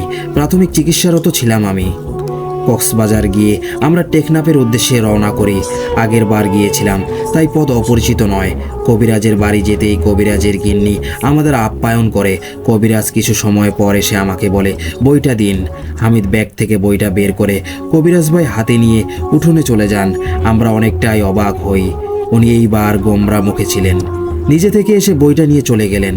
নাস্তা শেষ করে আমরা বসেছিলাম কিছুক্ষণ। খানিক সময় বাদে কবিরাজ আবার আসেন। এসে আমাদের বলেন, সবাই বাহিরে আসুন। কবিরাজের কথায় আমরা তাড়াহুড়ো করে বাহিরে এলাম। অনেকটা জলদি ছিল আমাদের। উঠোনে এসে দেখি একটা মাটির বড় পাত্র, ভিতরে পানি ভরছে ড্রাইভার। এই ড্রাইভার উনি যে আমাদের গতবার এনেছিল। পাত্রে পানি ঢেলে কবিরাজ কিছু সিঁদুর জাতীয় রং ঢালেন সেখানে। যদিও সেটির রং লাল ছিল, কিন্তু পাত্রে পড়ে যেতেই সেটি হলুদ হয়ে যায়। পাত্রের পুরো পানি হলুদ হয়ে যায়। কবিরাজ লাল কিছু সুতো নিয়ে পাত্রে ঢেলে দেন। সঙ্গে সঙ্গে পাত্রে থাকা পানিতে গরম পানির মতো বুদবুদ উঠতে শুরু করে দেয়। কবিরাজ আমাকে ডেকে বললেন, রাফি দাদা, এদিকে আসুন। আমি এগিয়ে যাই। এগিয়ে এসে বুঝলাম কালো জাদুর বইটি পাত্রের ভিতরে ছিল ততক্ষণ। কবিরাজ আমাকে আবার বললেন, পাত্রে থাকা লাল সুতো এখন আমি ধরলে আমার হাত পুড়ে জ্বলে যাবে। আপনি পাত্রে হাত দিন, সুতোগুলো পানির উপরে তুলবেন না। পানি নিচে রেখেই বইটার চারপাশে বেঁধে দিন। কবিরাজের কথায় আমি সেটি করি। পাত্রে হাত দিয়ে সুতোগুলো বইয়ে বেঁধে দিয়েছি। কবিরাজ এরপর আমাকে বলে, আপনার উপর হওয়া কুফরি এইবার বন্ধ করার সময় এসেছে। সন্ধ্যায় আমার সাথে যেতে হবে আপনার। কবিরাজের কথায় আমি সম্মতি জানাই। সন্ধ্যা ঘনিয়ে এলে কবিরাজ শুধু আমাকে নিয়েই বের হন। বাড়িতে রেখে গেলেন নিপা, হামিদ আর বাবাকে। বেজোড় সংখ্যার মেহমান যদি থাকে তবে বইটা নিজের কোনো শক্তি প্রয়োগ করতে ব্যর্থ হবে, আর এটি ততক্ষণ কার্যকরী হবে যতক্ষণ না কবিরাজ বাড়ি ফিরে যাবে। কবিরাজ আমাকে নিয়ে একটা কবরস্থানে যান। পাহাড়ের কিনারায় একটা কবরস্থান। সন্ধ্যার সময় আমি আর কবিরাজ একাই বের হয়েছিলাম, কিন্তু কবরস্থানে গিয়ে দেখি ড্রাইভার আগে থেকে সেখানে দেখতে পাই একটা কবর অর্ধেক খুঁড়েছে ড্রাইভার। আমাদের আসার পর ড্রাইভার বাকি অর্ধেক কবর খুঁড়ছে। আমার কাছে এই বিষয়টা খুব খারাপ বোধের মনে হয়। আমার মনে পড়ে ঢাকার হুজুরের কথা। তিনি বলেছিলেন, কুফরি কাটতে কুফরির সাহায্য প্রয়োজন হয়, এতে রোগীর উপর প্রভাব পড়বে না। অর্থাৎ আমি শুধুমাত্র রোগী, আমার পাপ নেই। যা পাপ সবটা ওনাদেরই। কবর খোঁড়া শেষে কবিরাজ ভিতরে থাকা লাশের কাছে যান। যতটুকু খেয়াল করেছি, লাশের দেহ থেকে তিনি শুধু কাফনের কাপড়টাই নিলেন, অন্য কিছু নেননি। কবর থেকে উঠে এসে কবিরাজ আমার কাছে আসেন। কাফনের সাদা কাপড়টি ব্যাগে ভরে ড্রাইভারকে বলেন, আগুন ধরাও। ড্রাইভার কবরের বাইরে গিয়ে একটা ফাঁকা স্থানে আগুন ধরায়। কবিরাজ আমাকে সেখানে নিয়ে যান। আমাকে আগুনের সামনে বসিয়ে তিনি চোখ বন্ধ করতে বললেন। আমি চোখ বন্ধ করে বসি। উপলব্ধি করছিলাম কবিরাজ আমাকে কাফনের কাপড় পরিয়ে দিয়ে পেঁচিয়ে নিচ্ছে। ভয়ে আমার আত্মা শুকিয়ে যাবার অবস্থা। আমাকে নড়াচড়া করতে মানা করেন। আমি সোজা হয়ে বসেছিলাম। আমার চারপাশে ঘুরে ঘুরে তিনি আমার গায়ে কাফনের কাপড় পেঁচিয়ে নিলেন। এরপর আমাকে চোখ খুলতে বললেন। বিশ্বাস করেন বা না করেন, আমি তখন যা দেখি তা নিজের চোখকে আমি বিশ্বাস করতে পারছিলাম না। আমার কোলের উপর অনেকগুলো কালো সাপ। ভয়ে আমার শরীর থরথর করে কাঁপছিল। কবিরাজ আমাকে আবার বলেন, তুমি এখন অনেক কিছু দেখতে পাবে, ভয় পেও না। ওরা তোমাকে শুধুই ভয় দেখাবে, কিন্তু কোনো ক্ষতি করতে পারবে না। ভয়ের জন্য যদি কোনো ভুল করো তবে এখানে তুমি একা নয়, আমরা তিনজনই মৃত্যুর ঝুঁকিতে থাকবো। কবিরাজের কথা শুনে আমি শক্ত হয়ে বসি, যদিও মনে ভয় ছিল। এদিকে সাপ আমার বুক বেয়ে গলায় পেঁচিয়ে যাচ্ছে। ভয়ে আমার রুহটা বের হয়ে যাবার বাকি। কবিরাজ কিছু মন্ত্র উচ্চারণ করে যাচ্ছে। কিছুক্ষণ পর তিনি আবার বলেন, চোখ বন্ধ করবা না, চোখ খোলাই রাখো, শয়তান যা ইচ্ছে করুক, কিছু সময়ের অপেক্ষা শুধু। কথাটা শেষ করে কবিরাজ আবার মন্ত্র পড়ায় মন দেয়। আমি তাকিয়েছিলাম কবিরাজের দিকে। দেখতে পাই কবিরাজের পিছনে একটা দানব দাঁড়িয়ে আছে। যেমন মোটা তেমনি বিশাল দেহ তার, কালো কুচকুচে শরীর, চোখটা সাদা আলোর মতো জ্বলছে। আমি এটি সহ্য করার ক্ষমতা হারাতেই যাচ্ছিলাম। তখন কবিরাজ আবার বলেন, আমরা কেউ তোমাকে ধরব না, তোমার গায়ে অনেক সাপ দেখতে পাচ্ছ তুমি।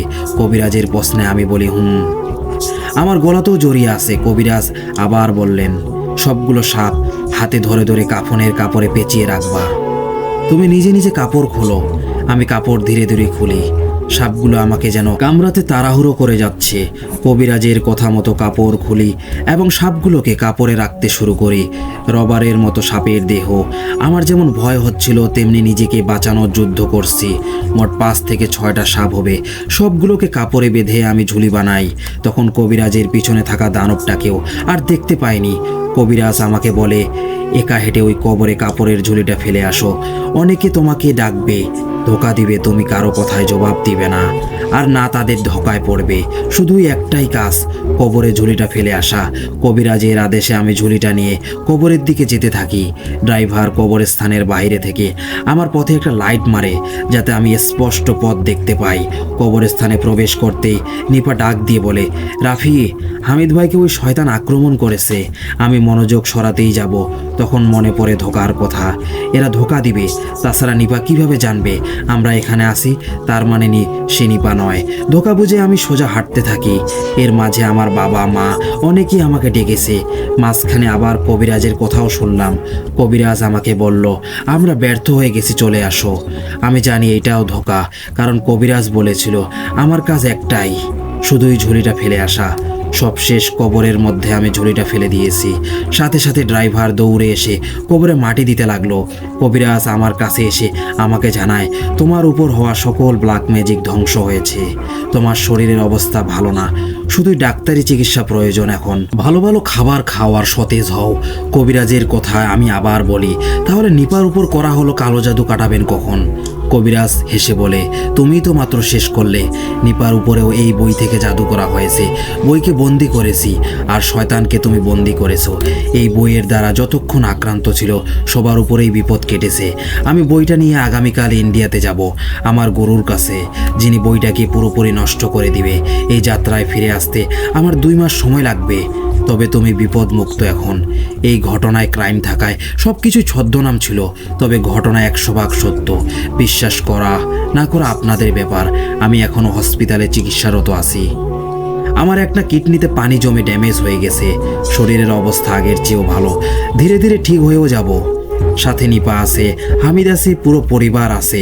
এত কিছুর পরেও যখন জিতে গেলাম, তখন সব কষ্ট ভুলে যাচ্ছি। আমার সুস্থতার পর আমাদের বিয়ে হবে। সবার কাছে দোয়া চাচ্ছি যাতে আগামী দিনগুলো সুখের হয়। লিসেনার্স, এই ঘটনার লেখক রিয়াজ রাজ ভাইকে অসংখ্য ধন্যবাদ জানাই। সবশেষ বলবো, কেউ কোনোদিন ব্ল্যাক ম্যাজিকের চিন্তাও করবেন না, এটি অনেক ভয়াবহ।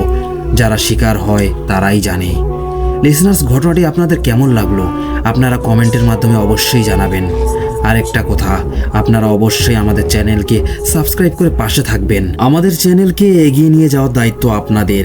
আপনাদের লাইক, কমেন্টগুলো এবং সাবস্ক্রাইব আমাদের নতুন ঘটনা দিতে উৎসাহিত করে। প্রিয় লিসেনার্স, আপনাদের সাথে ঘটে যাওয়া ঘটনা পাঠাতে পারেন। আমাদের ডেসক্রিপশন বক্সে জিমেল আইডি দেওয়া আছে, bhutfmrat@gmail.com। অনেক ধন্যবাদ আপনাদের সবাইকে ধৈর্যের সাথে আজকের ঘটনাটা শুনে থাকার জন্য। সবার সুস্থতা কামনা করছি।